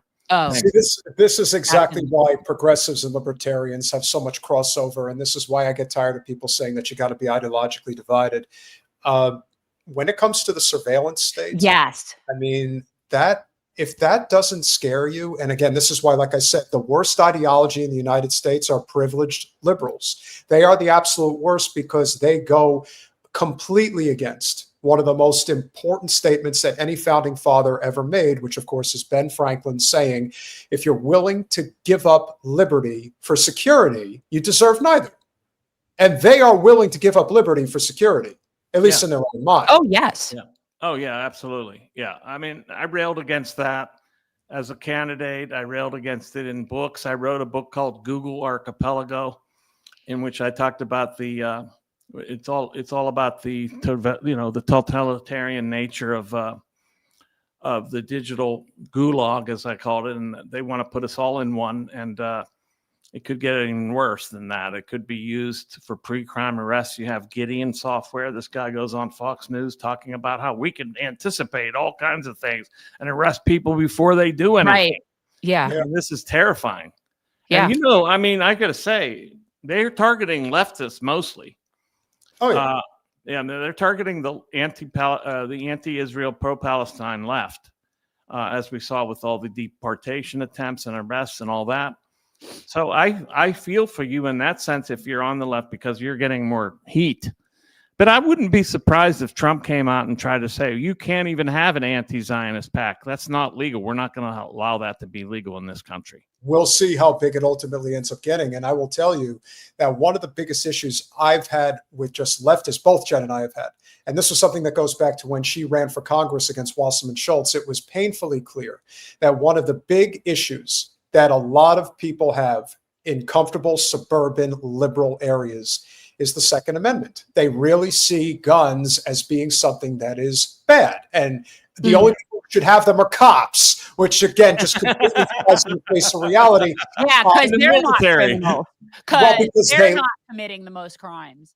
Well, yeah, I mean, listen, the first person who ever called the cop on our campaign was Debbie Wasserman Schultz for putting a door hanger on her door. So okay, first of all, that was me. It was hilarious. That was as mean as I got. We did it twice. We knew she didn't want it. She lives in a gated community, but we had one of our volunteers whose dad lives in that community, so he was in there, and she caught him on her ring in the middle of the night, sneaking up to her front door to put a door hanger on her door, and then he did it 2 different times. And so therefore that warranted her calling the management. This was a problem. Door hanger. And I have been saying for the longest time, whether you want to believe it or not, the only reason why we are not a totalitarian state today is because this is an armed nation. That's it. Yeah, that's the only reason. That's probably right. I think that's true. And there's a great deal of spirit of independence, and it still lives on, I think, despite the many incursions against it. But our PAC is not going to get into any of that because no, we're focused on the main thing, and that was I wanted to add, we definitely support things that are pro-worker. We also very much see it as a class war. We see it as a top-down thing, just the same as you do. Yeah. Even though I definitely do want people that believe in universal basic services and people that want to give healthcare. That is definitely in our mind when we say the 90%. Yeah. Yeah, I've come around to that. If you were to look at some of my campaign material, and maybe you have actually, because you are such an aficionado of this, I was like, cut everything, and cut the state down to nothing. But now I have a different thought, is that, look, I think we should force this stuff on the state. in order to get rid of all this military contracting and the incredible budget that we have for the military, it's insane. And Trump increased it despite being the anti-war candidate, supposedly. Unbelievable. So, I mean, we've had this growth in the military industrial complex under him, an enormous growth.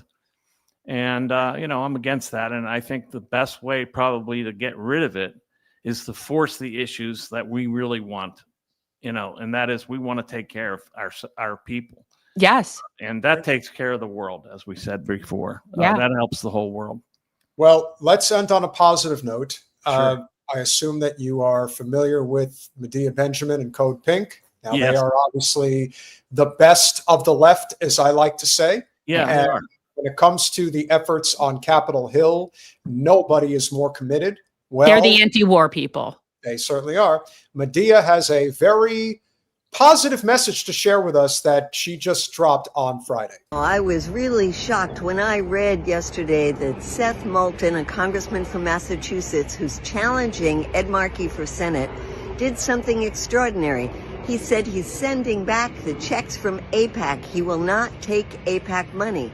What's so extraordinary is that Seth Moulton is not particularly good on Palestine. In fact, we at Code Pink rate him as C. He won't even sign the Block the Bombs legislation to stop sending bombs to Israel.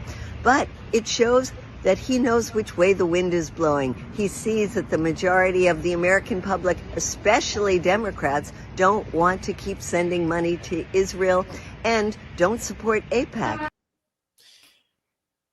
Excellent. This is what we need to make it almost a shame. You have to be shamed to be a Zionist. You have to be ashamed. We need to create a cultural environment in which it's absolutely anathema to be Zionist, and that's very much so. It is. I think that it's very traitorous. They want to talk about dual loyalty all the time. As far as it was always a thing about Jewish people; they're dually loyal, and it's like no, Zionists or they're not even dually loyal. They're just loyal to Israel. Loyal to Israel. It's unbelievable. You look at somebody like Bill Ackman or Ben Shapiro. Well, Ben Shapiro. I mean, there's. I can't even look at the guy without getting sick. But Ben. What's that? Little Ben, yeah. These. Well, as actually Norman Finkelstein calls them, the Jewish billionaire class. These people are 100% Israel. I mean, they put and what's his name? The Palantir founder, Larry Ellison, is the biggest single individual donor to the IDF. So Ellison is Oracle, right, and Palantir is Alex Karp and Peter Thiel. Right. But Larry Ellison is the biggest, Oracle is going to combine with Palantir for the surveillance state in the United States. What could go wrong? What could go wrong? He's the biggest individual donor to the IDF, directly giving $380 million to the IDF. Insane. And this also gets back to one of the core principles of libertarianism, which is you cannot have monopolies in the United States. That's right. Like it is a core belief that you cannot have a free market if you have monopolies. The violation of the Sherman Act has been so obvious ever since listen, the worst domestic president of my lifetime is Bill Clinton. There is no question about that. And the type of policies that he pushed through, whether on his own or with the assistance of Gingrich and the GOP, in no questions asked, you have this Telecom Act of 96 that has created this entire merger system now where there are no limits to anything. When multinational corporations want to get together and merge everything, that's why you've got Ellison now basically going to turn into our country's version of Rupert Murdoch. He's going to go out. He's going to buy up everything he could get his hands on, everything. And who's going to stop him? The entire government is bought off by corporate power. So in many ways, that is fascism. Yeah. unbelievable. So yeah, you can't believe that they allowed this these sales to go through, like CBS News, Paramount streaming, all these things now under Ellison and Son control. It's just unbelievable. So we're gonna be hit. We're in a Hasbro bubble, as I like to say. They're gonna try to put us in a Hasbro bubble where we get no other information, and they're gonna drive the people like us. They're trying to drive us nuts because we're gonna be like, what? This, the inversion of reality that they try to pull off. It's gonna be very interesting. But I think we have enough consciousness already developed in the American public that we can overcome it. The consciousness is already, it's a done deal, because there was a live stream genocide. That's gonna exactly. It's never going back. They can't put the genie back in the bottle. When you see somebody like Dan Goldman, who definitely thinks he's going to get a primary in the Democratic Party in New York City next year, starting to say, yeah, what's going on with the Palestinians isn't so good, the corner's turning. It's coming. So credit to Medea. She's got a little bit more to say. But just the idea that such a milquetoast corporate centrist like Seth Moulton is saying, I'm giving back AIPAC money, it's a matter of time. That's how I see it. We'll finish it out. And this comes in the wake of other centrist Democrats doing the same thing. Two of them from North Carolina, Valerie Fouché and Debra Ross, said they won't take AIPAC money. Even a Republican from Kentucky, Morgan McGarvey, said he won't take AIPAC money. We know there are plenty of progressives who won't take AIPAC money, and there are two Republicans, Marjorie Taylor Greene and Tom Massey, who won't take AIPAC money. Of course, AIPAC won't give them money, but this is extraordinary. This is new. This is showing the crack after 2 years of genocide, that politicians are finally recognizing that it's not in their interest to be associated with the pro-Israel lobby group AIPAC. Even President Trump said it back in September. He said Israel used to have the strongest lobby. Now that lobby isn't so strong anymore. So my message to all of you in the United States, call your members of Congress, call your two senators, and tell them, don't take AIPAC money. And of course, don't send any more U.S. dollars to Israel. Yeah. And by the way, and I see someone in the chat saying, how about DMFI? Same difference. And that's what we need also to people understand, that AIPAC is what I use is, it's a ubiquitous term that I feel like is getting thrown around as Israel lobby, but it is more than AIPAC, but they are the biggest one. And they are the one in terms of the most membership and the biggest. I mean, Kufi is big, but you don't hear about that in the same way. Not at all. But I think that there's a good 25. We put a list together of all the Israeli Zionist lobbies. It's a lot. So that's what we're up against. And that's why I'm so glad that we join you in this field, that we join together in this field of overturning this. We can pool the resources of Americans together to overturn this. We can do it. We have to do it. It's incumbent upon us to do it. I hope it translates to other corporate donors as well. See, that's the thing. So I look at someone like Marjorie Taylor Greene, and I'm glad she doesn't take AIPAC money, but she takes special interest money. So I don't want them taking any special interest money at all. Yeah, I agree. I want people on, so someone like Debbie Wasserman Schultz will brag, I don't take money from private prisons anymore. No, you just take it through laundered law firms. You take money from Raytheon and Lockheed Martin and Northrop Grumman. You take money. So it's, any industry, it's really kind of not acceptable. But right now, obviously, we're ripe in this country to get people on our side for getting rid of the Israel lobby. Absolutely. That's the number one thing. I think when we get this done, when we get rid of Zionism and their control over our government, then we can all sit down, because we'll have work together to do this. Yeah. Then we can all sit down to talk about what our country will be. What kind of economic system, what kind of social programs, what kind of anything. We can't do it. We have no resources to do it under the current circumstances, and we have no voice. So far in the government. So that's what we need to do. Yeah. Michael, we can't thank you enough for coming on this evening. If there's anything you want to plug before you go, by all means, links are going to be in the description. Lori has already dropped at least one message, probably a few that I didn't catch. Yeah, guys, check out their PAC and check out their candidates, because this is important, and we can't all support everybody. So you got to spread it out, spread the love. Absolutely. You know, we've covered everything. I think AZAPAC is AZA-PAC.com. We had to put the dash in there because to get it without it was $49,000. Not oh my God, that would not have been money well spent. No, that could help a candidate, and frankly, we didn't have it yet, to be honest. So you know, it's AZA-PAC.com, and we, you know, look, I would argue for your listeners to support both of us if they can. We're doing the same work from different angles, and you know that's what we need. We need to come at this with many different forces together. I'm behind what you're doing, and I thank you so much for doing it. Same, and we are both in Florida and are happy. Yeah, I'm in South Florida, and Peter's in the Panhandle. But yeah, so we're definitely wanting to help you with Randy Fine. We might have to stage an event together down there. That would be cool. Kind of, you know, a spectacle. You know, the politics of the spectacle. You know, which comes out of a certain anarchist movement. But whatever, I think it's maybe appropriate in this case, like we did when I was. I ran this organization called Citizens for Legitimate Government after Bush stole the election, George W. Bush. Yes.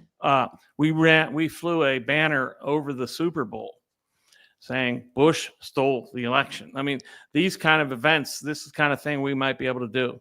All right, we'll keep us. Hold on a minute. You said I stole something.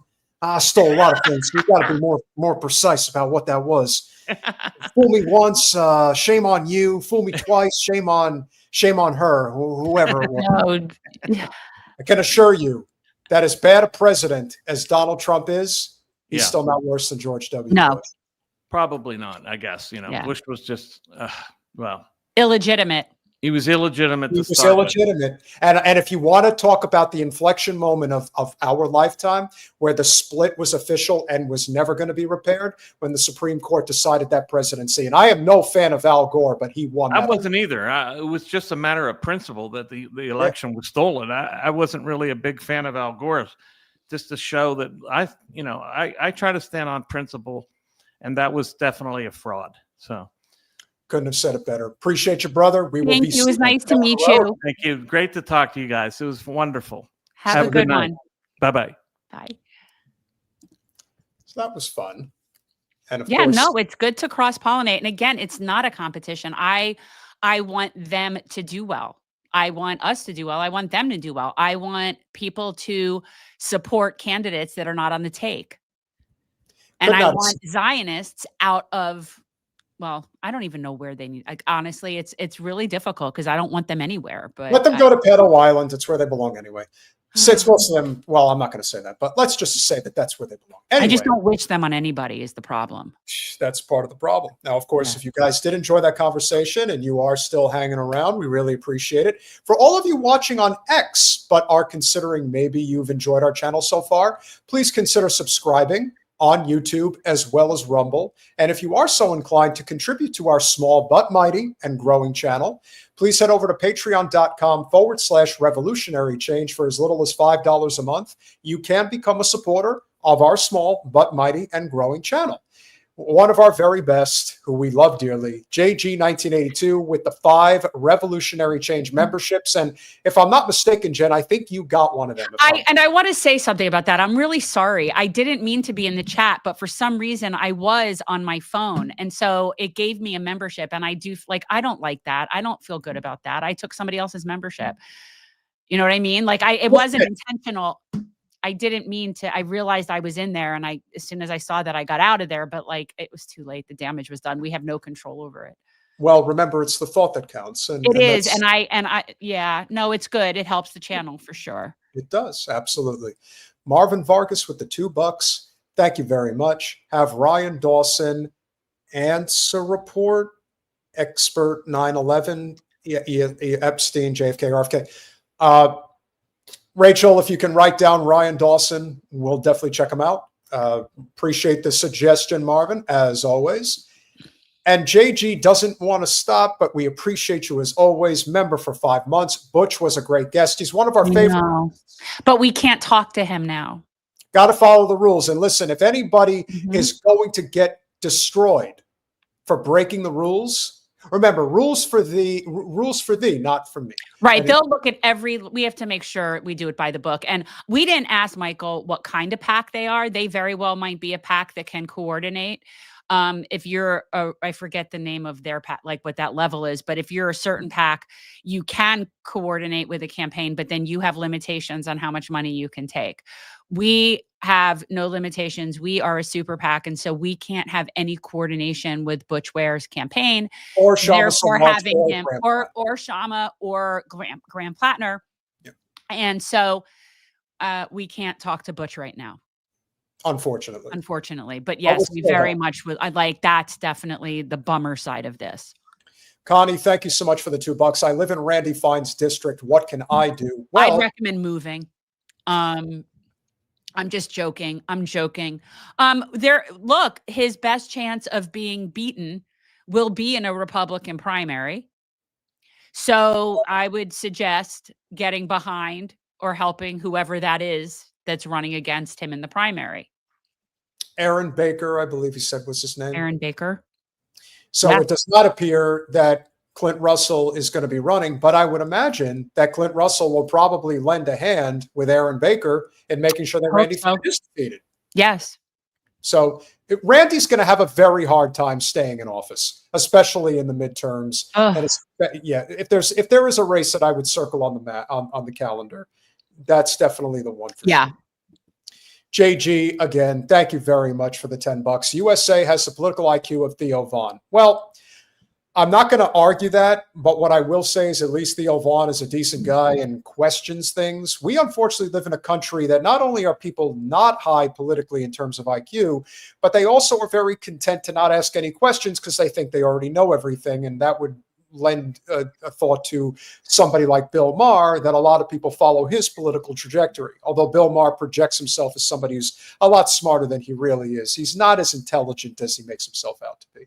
No, he's just droll and condescending. Extremely. Brett, again, thank you for the 2 Canadian A's. Zionism equals extremism that contradicts Judaism. Correct. I wish more people understood that. JG with the $5. We need to be as left as Star Trek. We have the money. Why not? Death, disease, destruction. Somehow I still haven't done a Shatner impression, but I got to come up with one. That's not it at all. That sounded more like Obama. Kevin Pollak has a great Shatner impression. He does a few good ones. Yes. Walken, he does exceptionally. He does a really good Walken. And a great Columbo. He even cuts it with the eye. He gets the eyes going too. And Brett, one more time with the 2 Canadian A. Miriam Adelson calls your money angle and raises you. I'm sure she does. Yeah. We're never going to outmoney them. But we just need to have enough money to do what we need to do to reach the people we need to reach. Because there is this point of diminishing marginal returns with the money. You know, when you have what you need to run an effective campaign and reach the people you need to reach, even if the other side outspends you 10-1, it won't matter. So you reach a point where, I mean, look at Kamala. Look at how much they outspent and just got crushed. You see it all the time. So it doesn't matter if they have more money. It just matters that we have enough money. Jen, I just want to say, I think you are an absolute anti-Jewish loon. You do not represent our people. Stop talking for Jews. You hate Jews. You're a bad Jew. That's it. Are you practicing your Ben Shapiro? I'm trying to. It's all right. That's such a high voice, and my voice is so deep. I know. So I hate having to try it. It's just so annoying. He's such a weasel. He's such a turd. Like he's one of those guys. I hate to say it. He's just like Josh Hammer. You got to shove him into a locker and stuff his head in there. Like I know. Anti-bullying. I'm anti-bullying, but he deserves it. I need to distinguish something. That's not bullying. That's being put in your place. Now, as someone who grew up as a Gen X person in the 70s and 80s, everybody at some point needs to get put in their place, whether it's by a sibling, by a peer, by whatever. You know what I mean? We all get a little uppity at times, and people need to put you in your place. And unfortunately, that's not bullying. Bullying is kicking down. Putting someone in their place is when people have it coming. And let's be real. At some point, we've all had it coming, and we all need to be put in our place. That shit happens. That's real. What happens is you get people like Shapiro and Precious. that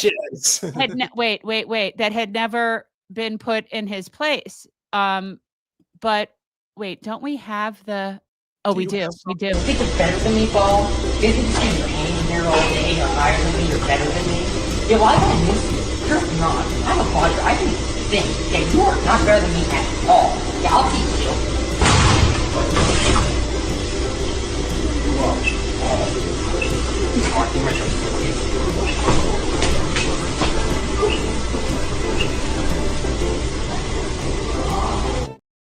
Oh, it doesn't get old. Anywho, and it's so clear that his nose started bleeding. That it's so funny.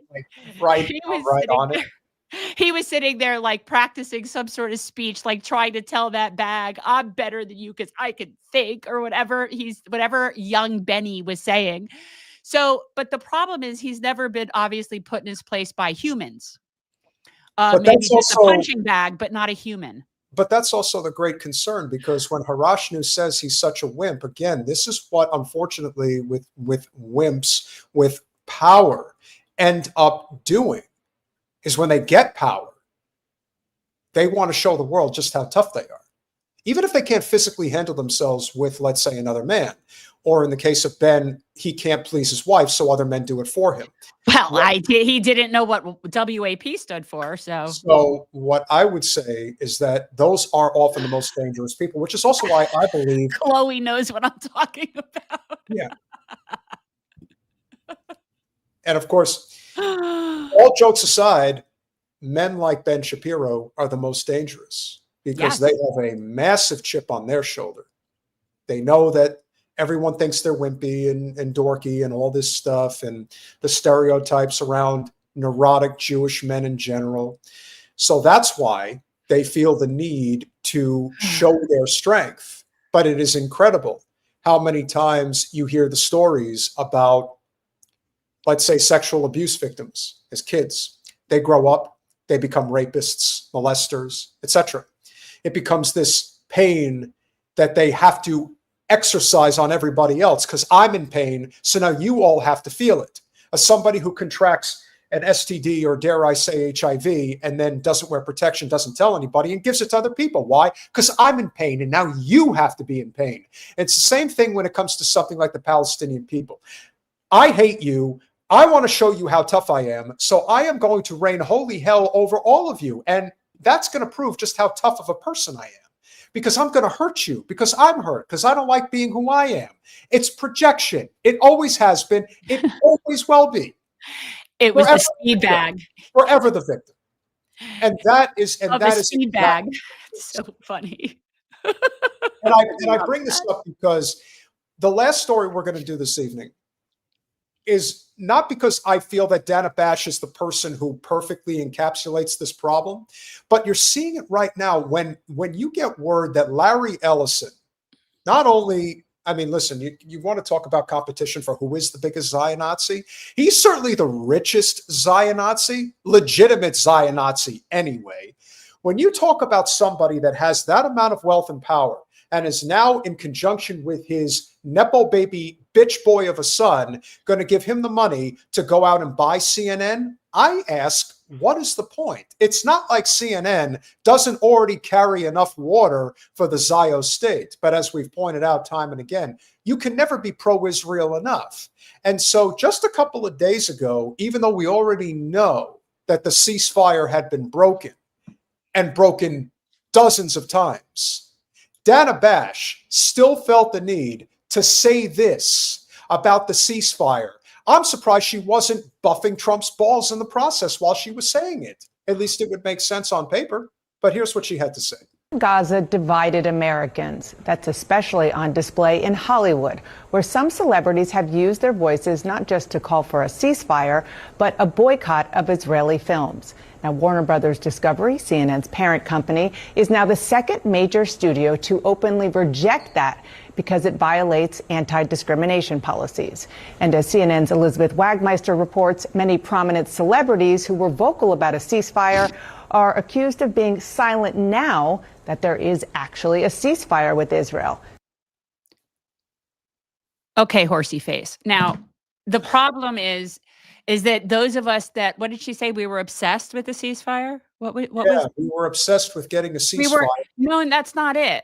We weren't obsessed with a ceasefire. We're obsessed with ending the Zionist state because we don't trust there can ever be a ceasefire because the Zionist state lies when its lips are moving. Horsey face bitch.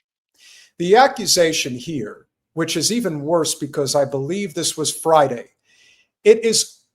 almost immediately after this happened, they immediately started shooting people. They knew where the landmines were and they made sure that they blew them up so that it would kill more Palestinians.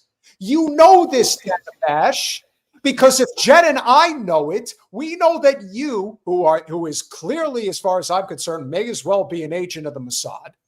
You know a lot more than we do. So you know that this ceasefire did not take. And yet, you're going on national television and making this statement. And you know why I think she's making the statement, Jen? It couldn't be more obvious. I was going to say she's a corporate whore. Well, that goes without saying. But that also lends back to the idea of the split between the two biggest shows currently on HBO, John Oliver and Bill Maher. John Oliver is not going to play ball the way that Bill Maher is clearly willing to play ball and show just how much he loves Israel. Well, as far as I'm concerned, Dana Bash wants to show Larry and David Ellison again just how much she loves Israel, so that if you're thinking about who you're going to keep on as an anchor once you take over CNN, just make sure that I'm still on board because I will do all that you ask of me. Since Hamas released Israeli hostages. Guys, and free Palestine. From hack star Hannah Einbinder on the Emmy stage. What we are witnessing is a genocide. To Javier Bardem on the red carpet. Can we just say how fucking awesome these two people are in particular? I'm so glad you froze on him. That is a delicious man. And let me be very clear that I have liked him since No Country for Old Men, and he was even creepy as hell in that movie. This man, there is something about that Spanish accent. Antonio Banderas too. There is just something that he's delicious. But I liked him long before this. But yeah, I Am Anomaly pulls the perfect statement from Malcolm X, because he was the person who always said, "Be the most concerned of the white moderate." And if there is a white moderate in corporate news, I would say Dana Bash is without question one of the most obvious examples. Many celebrities have used their platforms to oppose the war in Gaza. You can be pro-Palestinian and pro-Israel at the same time. No, you can't, stupid privilege bitch. Israel can only exist on the backs of Palestinians because by nature it's a colonial white apartheid state. Otherwise, it won't exist as a Jewish state. And then people like you would what? What would you do? What would you do? Oh my God. This is someone who never got put in her place. Ever. Now I know that Looney Loomer is at the top of your list, but I would imagine that Messing would probably be pretty high up there too. Yeah. I mean, yeah, for sure. I mean, she doesn't say and put out blatantly evil, hateful shit. She's just extremely privileged, ignorant, willfully ignorant. And that is inexcusable. But I don't think that she's inherently evil like Laura Loomer. I would say that is fair. And I don't want to give Debra Messing any credit whatsoever. No. But I think Laura Loomer deliberately goes out of her way to make sure that Palestinians get killed. Right. Like, I don't think Debra Messing sits there at night and is happy that Palestinian children are starving and dying. I don't think that. No, I think don't. Debra Messing is she is a woman of privilege from New York City. Yes. She got very lucky in her career. She got a top show for several years. She's made a lot of money, and she's an extremely typical Upper East Side neurotic Jewish woman who thinks that the entire world is out to get her, even though she's got probably $20 million in the bank. She's privileged, and she comes from money. Yes, that's what I'm saying. I'm saying. Oh yeah, no, this is a princess. She's a princess. She ain't my princess, that's for sure. Debra Messing is among those in Hollywood who've been vocal in support of Israel and is now calling out other celebrities in the wake of the ceasefire deal. After 2 years of screaming, "Ceasefire now," she wrote on Instagram, it is clear that was never the issue. Messing reposted a statement calling it, quote, obvious that it's only about terrorizing Jews. Okay. Now, is someone going to call her out? Because this was a couple of days ago. So has somebody called her stupid ass out since Israel's never honored a ceasefire ever, which is why that's not the goal.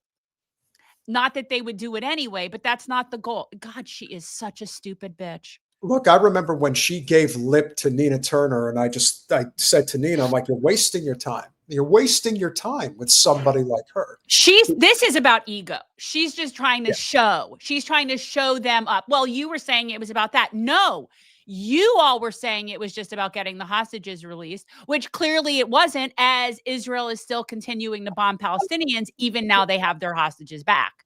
You think she's going to make a public statement about Ben Gvir coming out saying, now that we've got our hostages, go in there and kill them all now?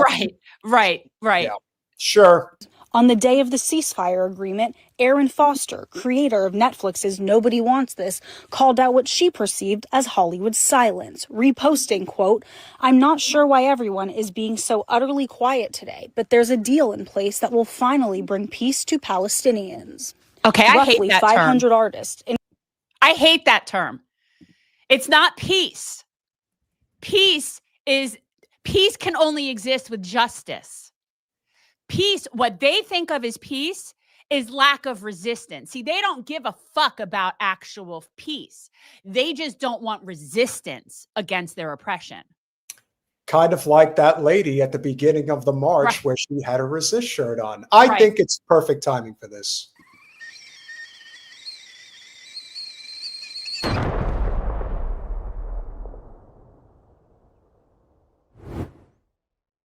Peace is a term used by oppressors to try to keep the oppressed oppressed. Okay? Oppressed people, they're not seeking peace. They're seeking freedom and liberation. And until people have that, then you're not going to not have resistance. And people like her, they don't give a shit about justice or oppression. They just don't want they just want everyone to just go back to brunch. I hate the term peace. Fuck these people. Including Mark Ruffalo and Cynthia Nixon, signed the Artists for Ceasefire petition, which called for an end to Israel's war in Gaza, which was launched after the October 7th massacre by Hamas. Celebrities shouldn't turn real wars into branding exercises. Hen Mazig of the Tel Aviv Institute has counseled pro-Israel celebrities. He says they feel the ceasefire has only deepened the Hollywood divide. Now when the war is ending, they're looking for their friends, they're looking left and right, and no one is there with them. No one is willing to say this very basic, we're not looking for anyone to go down with an Israeli flag. They just want solidarity. Artists for Ceasefire released this. With who? Who do they want solidarity with? The only people that the world is in solidarity with are the people that belong there. They're the Palestinians. Israel doesn't belong there. Needs to go away. Go to that Russian oblast or whatever that place is that I heard about over in Russia. For even the 5 minutes, let's give it 5 minutes. Let's say that there was actual 5 minutes of peace, if you want to call it that. They really, their level of disconnect, thinking that what they did was acceptable in any way, justified in any way, or that they shouldn't be tried as war criminals for their crimes against humanity, shows you that it's actually better that they're keeping up with this, because they do not deserve any type of salvation. They deserve exactly what's coming their way, which is why it is an imperative that we continue to speak out against this, because again, it is kind of perplexing to me why the Ellisons feel that they have to take over CNN now. CNN is doing your work for you and you're not even paying them. Right. I don't understand why you would need to. Right. They're doing it for free. Statement after the ceasefire deal, calling it a heartening moment of relief, while calling out Israel's bombing and intentional starvation of Palestinian civilians and demanding the enforcement of international law against all responsible parties. It did acknowledge the loss of Israeli life on October 7th and concluded with a call for lasting peace for Palestinians and Israelis. For his part, Ruffalo has focused on Palestinians since the ceasefire, reposting here a call for new homes and clean water, while continuing to criticize Israel. He has not acknowledged the release of the Israeli hostages this week on social media. If those celebrities gave even 1% of their activism to calling out Hamas, as they do call out Israel on a daily basis, I believe that the ceasefire would have happened much earlier on. No, the ceasefire would have happened early on since Hamas asked for it multiple times. The whole thing would have been over a week later. That's the truth. And the only reason there were any hostages is because they failed at the Hannibal Directive and didn't kill all of their own people so that some of them were taken hostage. And no, there cannot be peace with the Zionist state anywhere. Ever. They really do not understand how hated they truly are. Here's Before just the this sounds so ceasefire, ridiculous. nearly 4,000 Hollywood artists signed a pledge to boycott any Israeli film institution that is implicated in genocide of the Palestinian people. Let's also give a shout out to Joaquin Phoenix, who is Jewish and does not ever back away and has never backed away from Palestinian liberation. Your brother River is very proud of you wherever he is. I cannot work with somebody that's justify or support the genocide. I can't. Paramount rejected the boycott, saying silencing individual creative artists based on their nationality does not advance the cause of peace. Warner Brothers, which shares a parent company with CNN, called the boycott a violation of its policy. While we respect the rights of individuals and groups to express their views, we will continue to align our business practices with our policies and the law. Would you care to guess whether the chief executives of Paramount and Warner Brothers are in support of the Zionist state? And keep in mind, the Ellisons are trying to buy Warner Brothers as well right now. Let them buy all of it, and they'll eventually just have themselves in a little silo and entertain themselves, and the rest of the world will be elsewhere. They could keep buying it like whack-a-mole. Let them keep buying things and people will keep forming other things. It's like nobody's buying what they're selling anymore. No matter how many times they say it, they are speaking to the same little echo chamber of Zios that are just sitting there wanting that reaffirmation. No one is buying what they're selling anymore. The whole world sees it. I think that everyone is looking at the film festivals moving forward. Are they going to continue with this soft cancellation of Israeli filmmakers, which has been going on for 2 years? I hope so. And Elizabeth joins us now. Elizabeth, have any celebrities who were calling for peace in Gaza commented yet on the horrific video of Hamas executing Palestinians in Gaza? I can't. I don't want. Do we have to watch this? I think we get the gist of this segment. I think I'm starting to shake. I don't want to talk about it. And the reason that they don't criticize Hamas is because we don't criticize Hamas.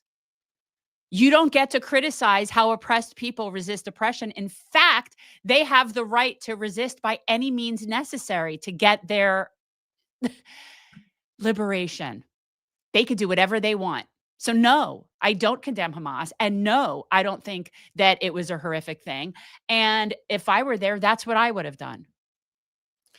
I think you were right. I think that point, the point had been made throughout the course of the clip. The fact of the matter is, I just wanted to hear Javier Bardem and is it Hannah Eichbinder? Is that Einbinder? Einbinder? Yeah. Yeah, I forget. I looked it up. Her mom, I told you this. I forget. Her mom is like a Saturday Night Live person. Yeah. Well, and the reason why we don't need to listen to Dana Bash talk with that other lady is because we know it's only going to be framed in the context of Israel great, Palestine bad. If you don't agree with us, you're anti-Jew. And that's why the long face, Dana? Yeah, I mean. Yeah, her mom is Lorraine Newman. Oh, wow. That's right. Yeah. Lorraine, one of the original cast members. That's what I'm saying. And her father, Chad Einbinder, I think it said like he's a writer. He's a comedy like he's a writer person. So obviously that girl was raised properly. And we were saying ceasefire now because we did want that to happen, knowing that they would never keep it. But at the end of the day, what we want is Palestinians to have their land and be free. See, that's what we want. Yeah.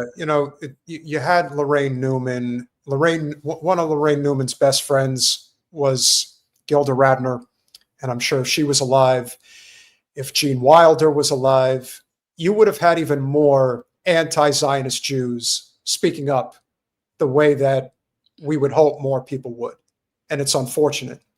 And the reason I played that clip of Dana Bash in particular, because of the blatant lies regarding whether or not this is a ceasefire and it's over with. You asked me to grab this clip regarding this, I guess if it was a shooting of some kind that took place in Gaza. So we're going to play this clip for you, this amateur video that was taken from Gaza the other day.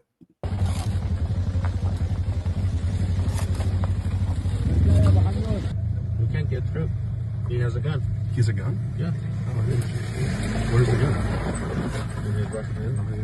That's a gun already.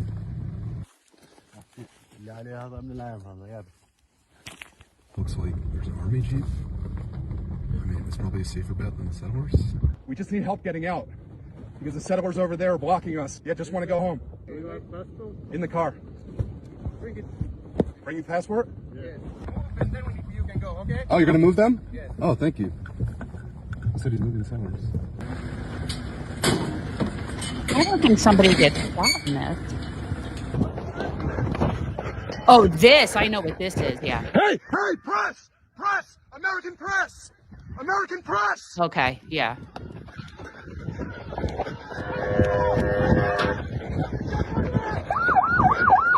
Okay. Press!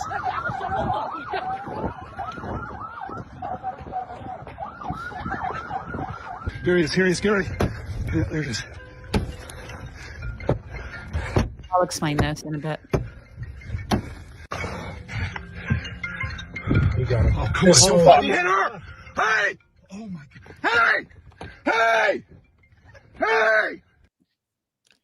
Okay, so what this is, to give people an idea, because it kind of started, I forgot that the beginning was the beginning. So this is an American journalist, and he's with, I don't know who he's with, and they're being harassed by settlers, and they were trying to cross over to go where they were going, and the settlers wouldn't let them through. And so they asked the occupation soldiers if they could help them get through. And they said, yeah, we'll go clear it. They brought them to the top, and then they left them there with the settlers. And then he got chased running back down the hill. And then they watched now as a settler just beat this old woman in the head with a bat. And this is in the West Bank. This isn't Gaza. This is daily life for Palestinians. Yeah. So when you say that there's a ceasefire in Gaza, but you want to ignore what's going on in the West Bank, which of course you're doing on purpose, I think there's a problem there. And yes, I get the tongue-in-cheek Drew Kelly with the he's from New Jersey, unless you're talking about the journalist, which is certainly possible. No, the journalist. And I think let this play, because I think then we can, I'm not exactly sure who it is, but he talks about like what happens. They're still right here. Oh, watch out. I'm gonna get out here. No. Somebody needs to document this. Wait, you get in. You get in. So they get out to help this woman. He just clocked her in the head.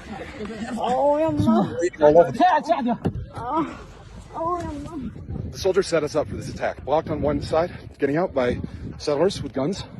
There's one other way to get out. There's soldiers at the top, and they said, yes, come on. There were two settlers up there, and as soon as we got there, soldiers jetted off in their Jeep, left us alone with the settlers. I'm fine. I am in the village of Termis Aya now. I wanted to just take this opportunity to personally call out Senator Chuck Schumer, Senator Kristen Gillibrand, and Representative Dan Goldman, who are my representatives in New York. All three have been unconditional supporters of Israel, and they are my representatives. I was almost killed today, obviously, as were a lot of others. I'm just talking to my representatives right now about me and what is supposed to be their responsibilities. I'm asking you to put in some calls to the Israeli government, to whoever you know there, and ask them to provide protection for the village tomorrow, because there's going to be more olive harvesting going on. Clearly the settlers are out for blood. If something happens, then I just want you to know that I blame all three of you personally. Thank you.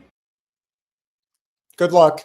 You'll need it. And by the way, for people that are American citizens and they've been there, when they reach out to the embassy for help, they get told to go fuck themselves.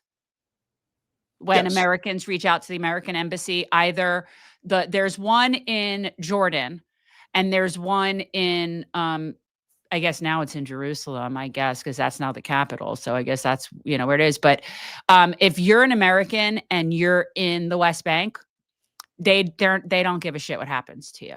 Nope. Shouldn't be there. That's what they'll tell you. Yeah. So that just happened. During the ceasefire, because we should be so thankful for the ceasefire, Dana Horseface. No, we shouldn't. I'm not thankful for that. One, it doesn't exist. And two, it's not enough. See, that's the problem. That's the problem. Now that's just not enough.